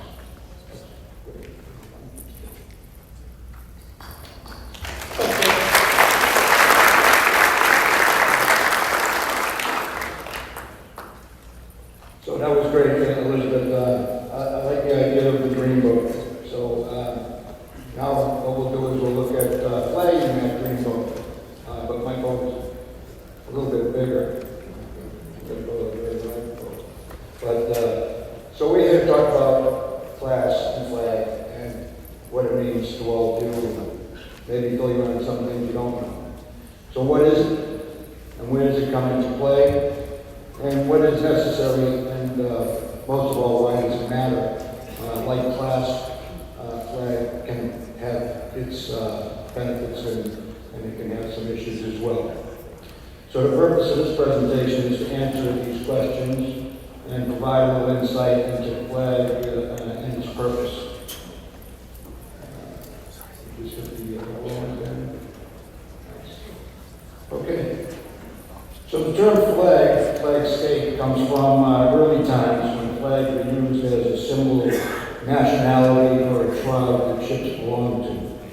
Today, the ship's flag represents the nationality or the flag state, under whose laws the ship operates in international waters. Pictured here are two vessels. As you can see, one on the left is flying the flag of the United States, although it's very, very teeny tiny. I had to put that ship up there because it's a newly delivered national security multi-mission vessel that was built in Philadelphia and just delivered to Massachusetts Maritime Academy a couple weeks ago. And Chris went to school there. So I had to put that picture in there. The flag is very tiny. Anyway, it was delivered up in Buzzard Bay and it was a great day. The other one on the right, that is flying the flag of the Marshall Islands. And in this case would operate under the laws of the Marshall Islands. Individual states may have laws governing finance, where they're built, where they're crewed, and even operated. And therefore, where you flag your vessel is very important. So what's the role of the flag? The flag has come to be a very powerful symbol of the state. It is visible evidence of the nationality conferred by the state upon its ships. It implies rights the ship enjoys as well as obligations that the ship may be subject to, and the law of the states that governs her. It may also afford protections and preferential treatments known as cabotage laws. To continue, per UNCLOS, which is the United Nations Convention on the Law of the Sea, Article 94, for the lawyers in the room, it is the response, and I know there's a few, the responsibility of the flag to effectively exercise jurisdiction and control in administrative, technical, and social matters over the ships flying its flag must maintain a register of names, assume jurisdiction under its national laws, ensure the safety of the vessel, ensure the vessel's surveys are conducted, and ensure that crew qualifications are maintained. But how does a flag ensure all of this and ensure safety? Ensure surveys are conducted and crew qualifications are maintained. All these are important areas of responsibility that protect you, your asset, and the crew. As owners and operators, you want your flag to meet these responsibilities and take it seriously. Moving on. What do you consider when choosing a flag? Moving on to flag a role in other areas that are important as well, such as reputation and quality. Does a flag have a good reputation? Is it whitelisted? Is it maintained in the whitelist? Is it meet Qualship 21 standards, which is a U.S. Coast Guard quality certification? These are proof positive that the flag is taking its roles and responsibilities seriously and you should be concerned if they're not. Cost considerations can be important, but don't just take the flat fee that's offered. There are hidden fees, I guess you would call, so check and make sure you know what is included in that fee and what's not included in that fee. Our additional costs for services after registration, variations do exist between plans. Stability in the type of government is important. It comes into play on many levels. When you consider registration, obtaining financing, recording a mortgage, or involvement in legal matters, should they arise, and as we saw this morning, they often do, you have to be aware. Allegiance, are there requirements or expectations and obligations set forth by the flag state? There could be, and it's important to know what they are. What about compliance? Is your flag compliant with all the requirements and reporting requirements? These compliance issues are changing on a daily basis. Flag affects legal decision-making and court, where your issue may be held in court and what laws they have to adhere to. So speak with a professional and reach out to one of them in this room. I'm sure they can help you out. Okay. Who we are. As I said, International Registries and its affiliates, IRI, provide administrative and technical support to the Republic of the Marshall Islands, maritime and corporate industries. We also provide a broad spectrum of services for the shipping and financial industries. And that's the end of my commercial.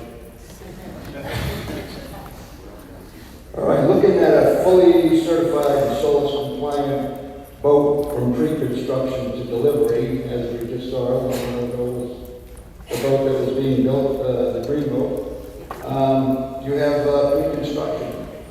As Liz explained, technical considerations are examined at that stage. Drawings will be reviewed and approved, and if the Marshall Islands flag vessel, technical personnel will be available for guidance and assistance with the RMI yacht code. If a class surveyor will be in attendance during the construction period, if it is going to be classed, the vessel is being built in accordance with approved plans, and eligible yachts may also be registered at that time if they fall into the category.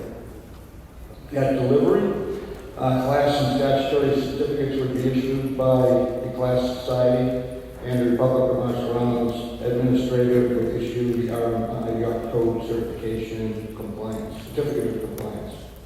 And after your boat is delivered, there are additional services. Flag and class remain involved. RMI has an information network of maritime notices and guidelines, as well as yacht safety advisories that they distribute to appraise owners and operators of changes to international laws, regulations, security bulletins, port state control issues, and other things of interest. Larger flag states are involved with many different types of vessels. Here you can see that the vessel fleet for the Marshall Islands by vessel type, number of vessels, the percentage of the fleet by number of vessels, the gross tonnage, and the percentage of the fleet by gross tonnage. As you go down the list there, you can see that we have over 1,000 yachts registered with us at the moment. And we have a total fleet of gross tonnage in the city of over 200 million gross tons, which is 20% of the world's fleet, or close to it, if not more. Is your flag global? Vessels are in the business of moving people and cargoes all over the world. You need to be available 24/7. you need to have availability. This is just a long-range identification tracking system. I'm sure you've seen these before, which identifies these are only Marshall Islands flag vessels, but you can see it's a very busy and hectic business of tracking what they're doing. Again, another reason for trade compliance.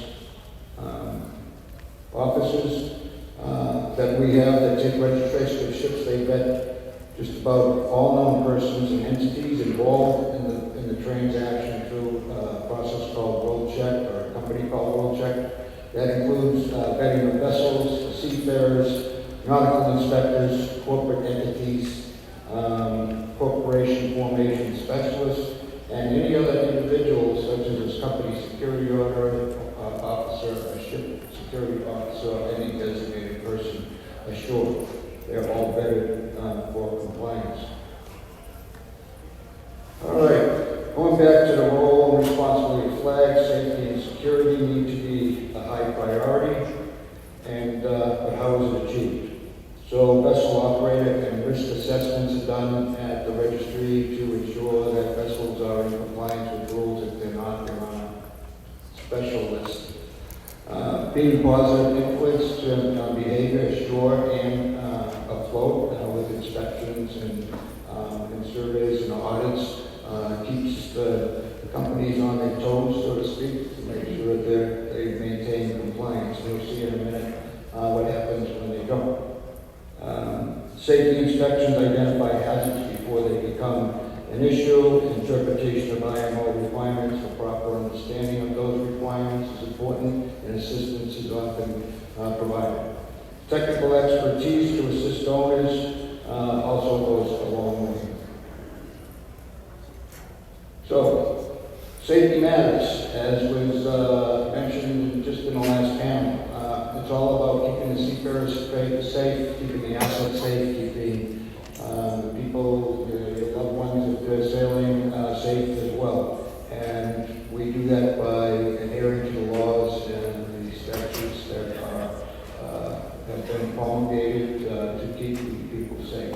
There's a happy crew here celebrating International Women's Day. I thought that would be appropriate, but you can imagine sometimes these crews, put their life on the line. There have been many fatalities over the years, and you can just imagine what COVID did to these people who remained on ships for years at a time and couldn't get off because no ports would allow them to disembark.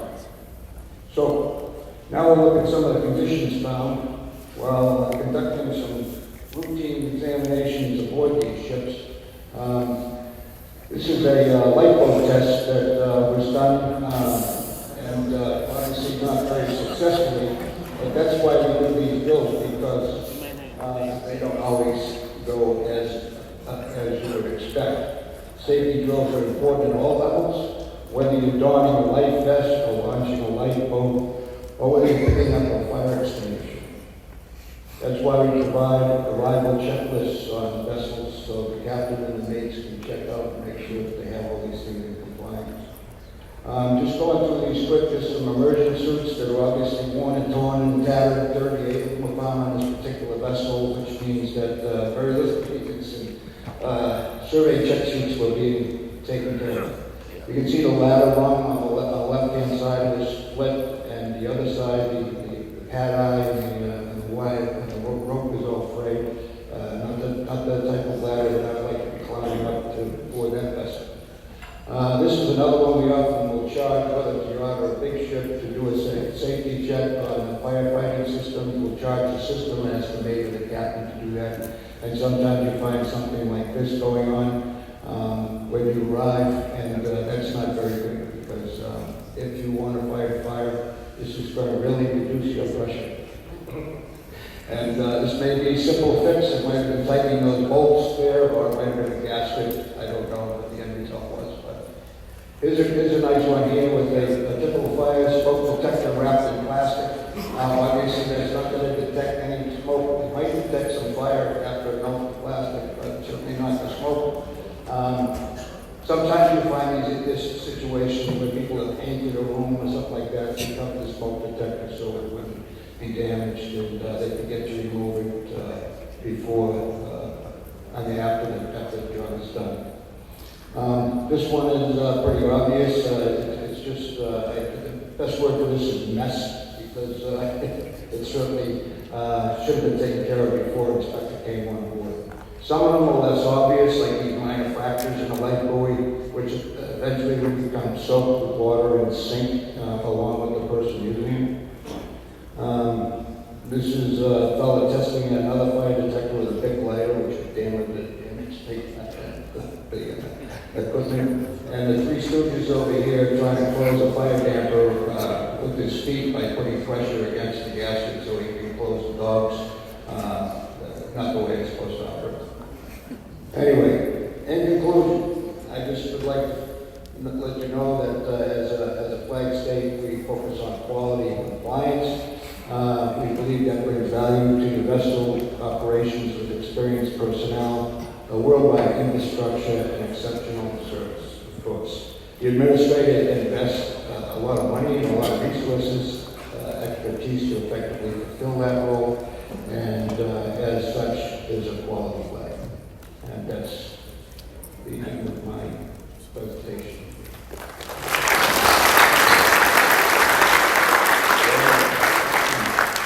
And your timer, battery. All right, I get to take up the last here.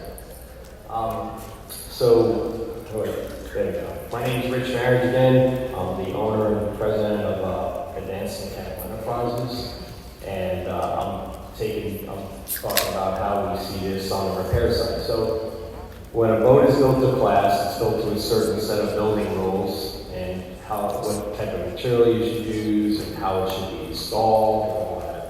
And then Flag State comes along and they're pretty heavily involved in safety devices. And then I'm on the back end trying to repair this thing. And as you heard from our previous panels, they were saying that there's a certain when you have a vessel in class, it means that there's a certain level of confidence that it's built and maintained to a certain level. And as a repairer, I embrace a boat that's in class, a vessel that's in class, because I know I'll be working alongside a surveyor who's a third-party person who will be making sure that the boat is maintained properly. And I'm not presenting things to the owner and the captain, and they're putting a line through it and saying, no, we're not going to fix that. And then the boat goes on sea trials and they're pointing the finger at me. So, when there's class involved, it usually means that things are going to be done properly, and it's a big plus. Yes. All right, so if you don't keep up with your maintenance, you could fall out of class, and if you fall out of class, that can have other ramifications, including, as you guys may know, you may have to reevaluate your insurance. So every 5 years, and this was again just brought up in the last panel, every 5 years, a vessel's due to go into a shipyard to do their class inspections. So it's on a 5-year survey cycle. And every 5 years it's a major survey cycle. So there's certain things that have to be addressed in that. I'm going to touch on that. So our company has a process where we're an approved external specialist for condition monitoring on machinery. So what we do is by the Class Society. And what we do is when the boat comes before it comes into the shipyard, we do a baseline vibration analysis on it, of all the machinery and all different points around the hull. And we do that to get a baseline of how the boat is performing before it gets hauled, to make sure we're addressing any potential issues or latent defects that may not be obvious. So that's one of our techs out there doing a vibration survey, and all our guys have to go to school, our equipment is calibrated, and we take data on a sea trial, and the sea trial has to be performed in certain sea conditions on a steady course and speed, and wave heights less than 1 meter. So That's the vibration analysis. So we'll do a vibration survey before, and the boat is hauled out, and then once we do the service work, we'll do another survey before we deliver the boat to the owner to make sure everything is operating and performing properly. So you got here, this is one of the first things you do when the boat gets hauled is you do what's called a tail shaft survey. Right, John? So you do a tail shaft to me. So we have, this is a fairly large yacht, and you see where we have a team of guys pulling the shaft out of it. And the reason we do a tail shaft survey is to look for potential damage in the shaft. So in this, this is a case where there was some pretty heavy pitting and corrosion damage in the shaft, and the greatest strength of the shaft comes on the outer diameter of the shaft, right? So if there's a pit, then the depth of that pit reduces the strength of the shaft to the depth of that pit. So it's a big concern, and you can have different types of corrosion, crevice corrosion, things like that can cause damage to the shaft. Okay, this is after the shaft is removed. We'll do a alignment check. This is a bore scope. So we'll set targets in the bearings or the bearing bores. And we'll check the alignment of the shaft line to the reduction gear or the thrust bearing. All this gets reported back to the class surveyor. So the class surveyor is watching every step of the way. This is a similar, on a large yacht, we're using a laser system to check the alignment.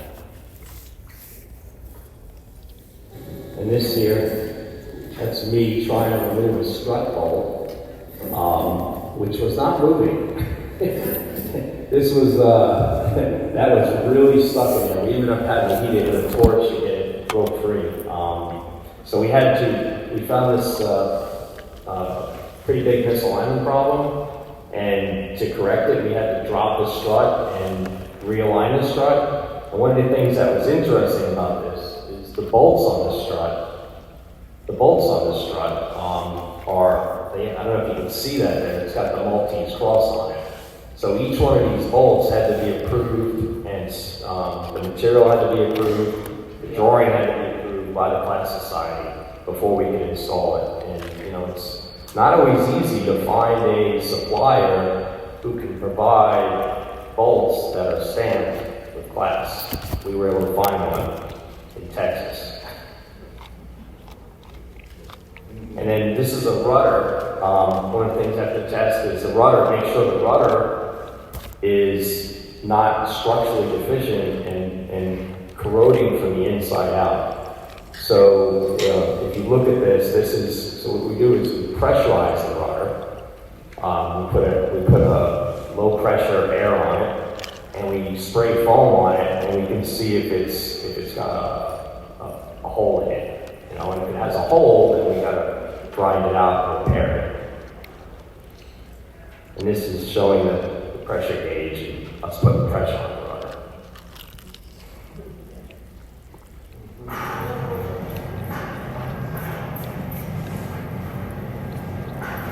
You can see that's not good. So when you get internal corrosion, it could be a real problem. The rudder fails, that wouldn't be good.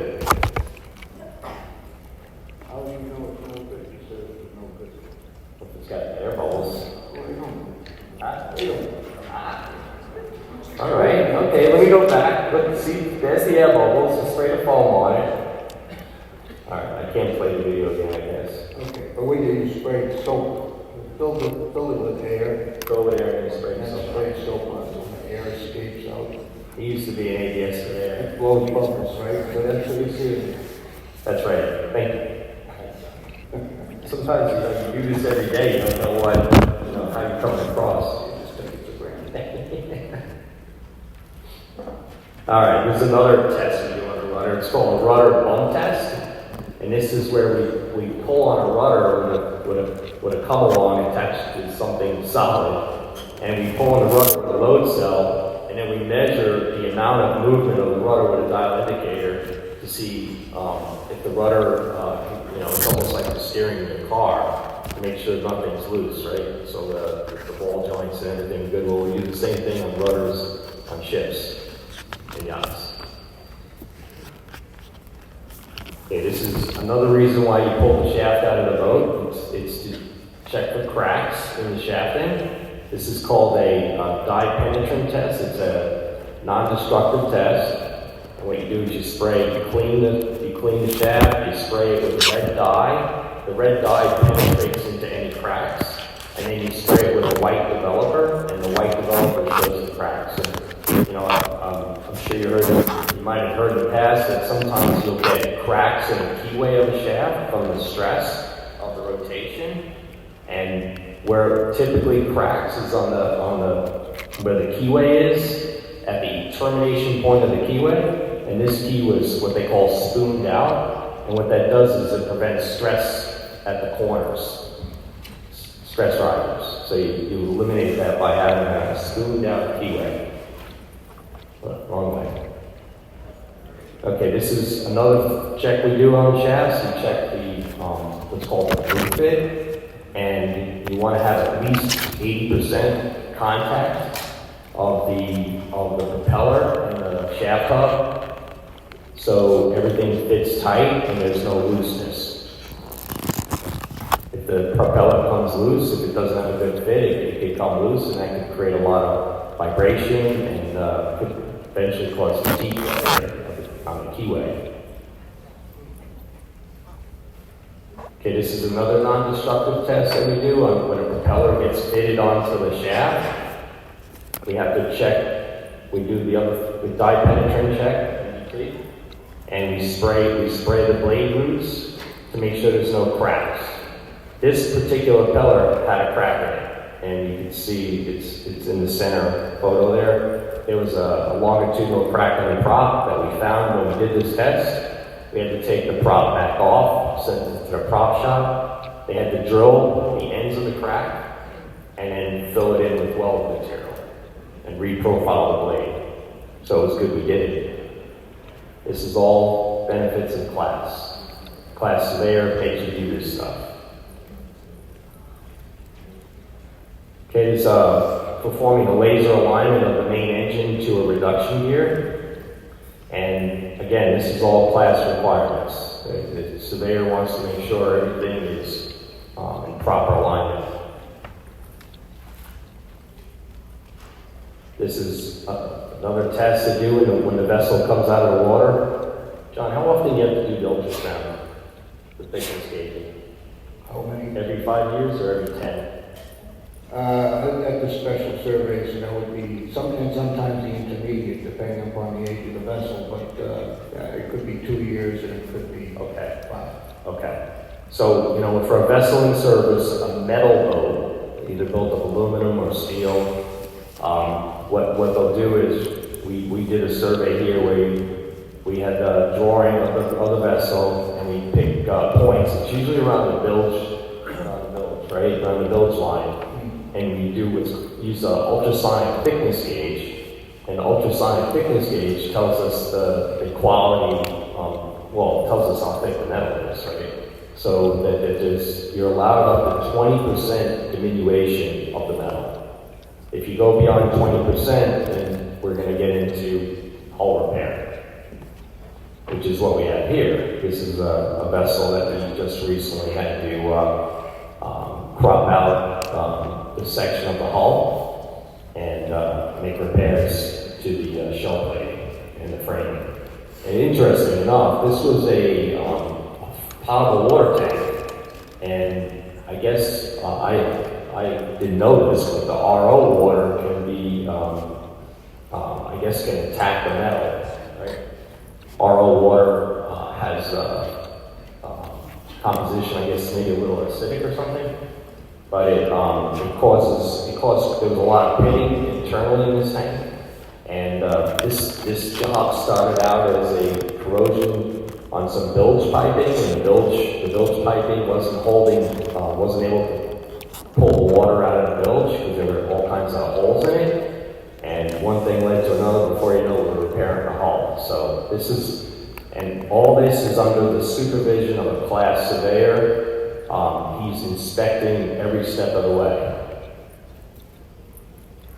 He or she.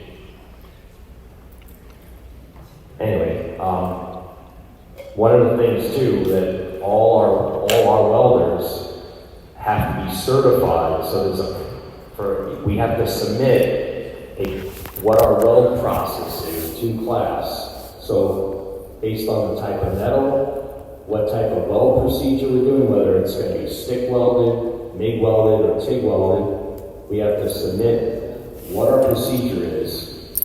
Then we get our welders, they have to test on that procedure when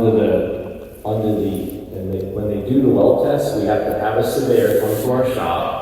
They'll watch the welder do his weld test, and then we take the welds and we cut samples they go through what's called a band test, and then we send them to a lab for tensile strength testing. And all this is done under the surveyor has to witness every step of this. So every type of metal, copper, nickel, steel, aluminum, the different grades of aluminum, two different grades of steel, every type of metal has to be tested. They have to write a procedure for the test, and we have to get tested before we can make any repairs. Okay, this is after we made the repairs to the hull. We do what's called a vacuum box test, and then what we do is we stick a square box to the hull, we seal it to the hull, and we pull a vacuum on that tank to make sure it's not leaking. You obviously don't want to find out it's leaking when it's launched.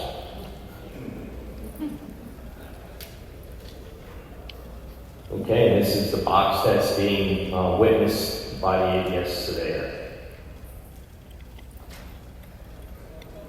Another thing that has to happen when you go through a 5-year survey cycle is all the valves that penetrate through the hull, the C valves, C-cocks, they all have to be pressure tested to 1.5 times working pressure. So we have a jig there on the left, looks like a sawhorse, and it's got all the different size flanges on it, and we connect the valves to that and we pressure test them. A lot of times on the smaller valves, it's not worth repairing. They're just economically not viable to repair the valves, so we buy new ones, but we still have to pressure test the new ones. And the larger valves, like main engine exhaust valves, we'll rebuild those. They work through building. Okay, this is the bilge pipe I was talking about earlier. That's the first step of a die penetrant test. So every weld has to be checked. And there's the result. So we're looking for, porosity in the weld or undercutting. All right, and this is my final slide. And this is a friend of mine. This is a boat we've been maintaining for over 15 years. And he just did the Northwest Passage. And I went to the New York Maritime College. And we had to learn a saying there called the sea is selective, slow in recognition of effort and aptitude, but quick in the sinking of the unfit. And, it basically says you got to put in the work. So he was in 20-foot seas off San Francisco with this 100-foot yacht. And it's pretty sporty.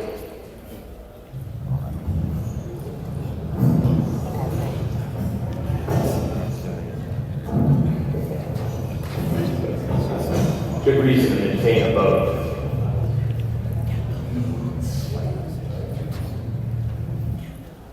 Thank you very much.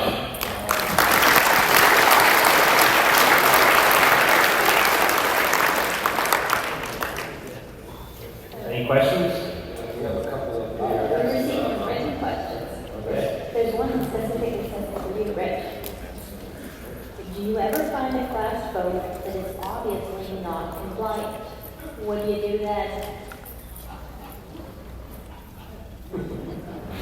that's the beauty of having a third party surveyor. I don't have to be the bad guy. So in that case, you would write the report and submit it and let class make the determination? Is that correct? So it can be a little awkward. We may find something that the class surveyor doesn't find.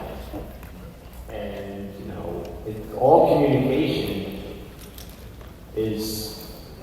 should be between the class surveyor and his customer, vessel.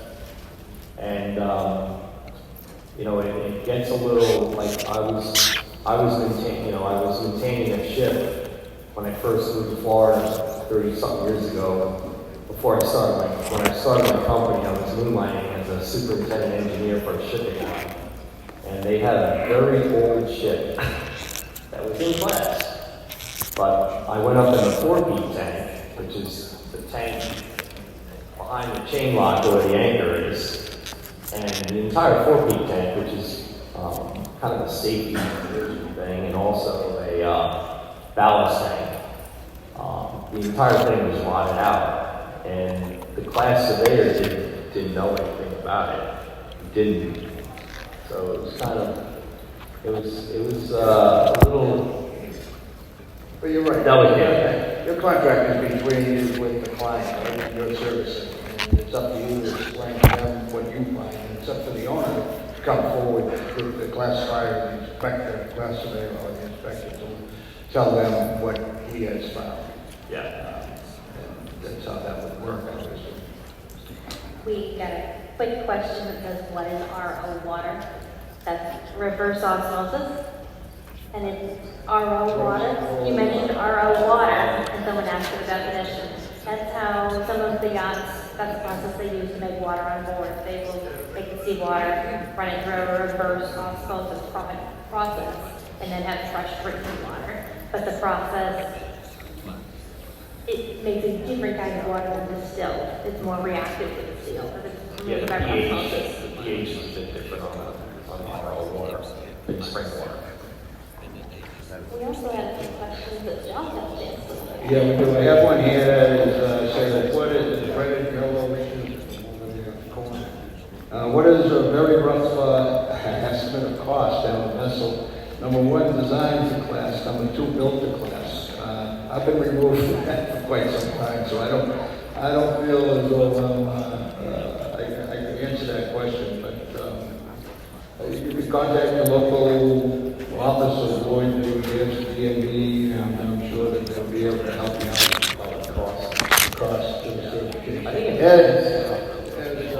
As you said, if you don't do it from scratch and you try to back engineer the requirements, it's a lot more costly, as Liz pointed out in her example. Right. So if you weren't personally designing a vessel, you could work with somebody who already had class approved plans.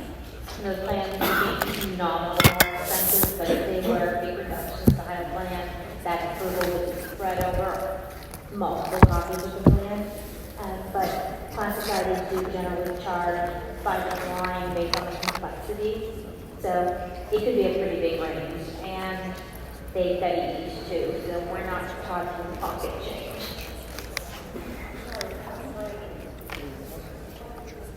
Yeah, I had another question here about the size of the boat limit that the yacht could be classed. And will ABS class it looks like an 80-footer.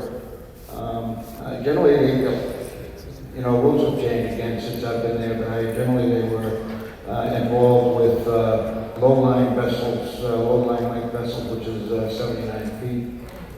They did start a program back in the 90s with after one of the Whitbread races where they had some casualties, and they had to classify their yachts, their sailboats basically, and some of those were classed all the way down to 28, 30, 35 foot sailboats.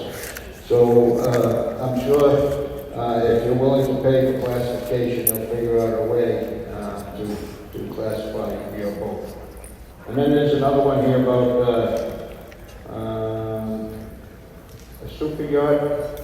Oh, okay. Yacht manufacturers launching a new new series. The series is our super yacht model. Hull number 1 is designed, built to class, and they built 10 more models. Does the class need to be inspected for each subsequent build? And the answer to that question, I'm pretty sure, is yes.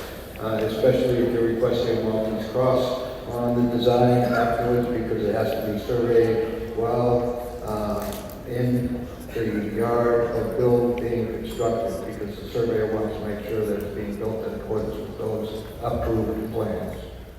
And then I have one here. Unfortunately, I'm not going to be able to answer it. This is about the Cayman Island Registries recently enforcing some insurance requirements on flag vessels of all tonnages, and includes a requirement that the insurers must be domiciled in a nation that is signatory to the MLC. It also offers coverage for infectious disease, as the U.S. is not a signatory to the MLC. Insurers universally exclude communicable diseases, and the question is, what does an owner of a 60-foot gross ton yacht with U.S. crew do when faced with the inability to secure coverage for the liability with an admitted U.S. carrier? I did not know that the U.S. was not signatory to the Maritime Labor Convention, but I know that the ILO is involved in standards of certification and watchkeeping are important, but as far as that Cayman regulation, I can't answer that. Is there anybody here that could answer that question? Raise your hand and they can see you after this panel. I thought you were going to say they should change to a Marshall Islands registry. Well, that's an obvious answer. We are signatory. On that note, I think our time is just about up. Is that correct? We don't know because This is we broke the timeline. Sorry. Okay. Thank you all. Thank you very much.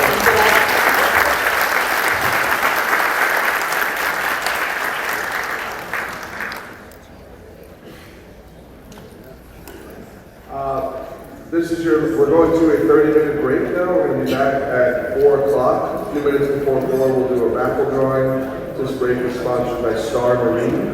And this is your last chance to visit the Fort Lauderdale Mariners Club boutique. If you want any items, get them now. It'll be packed up after this.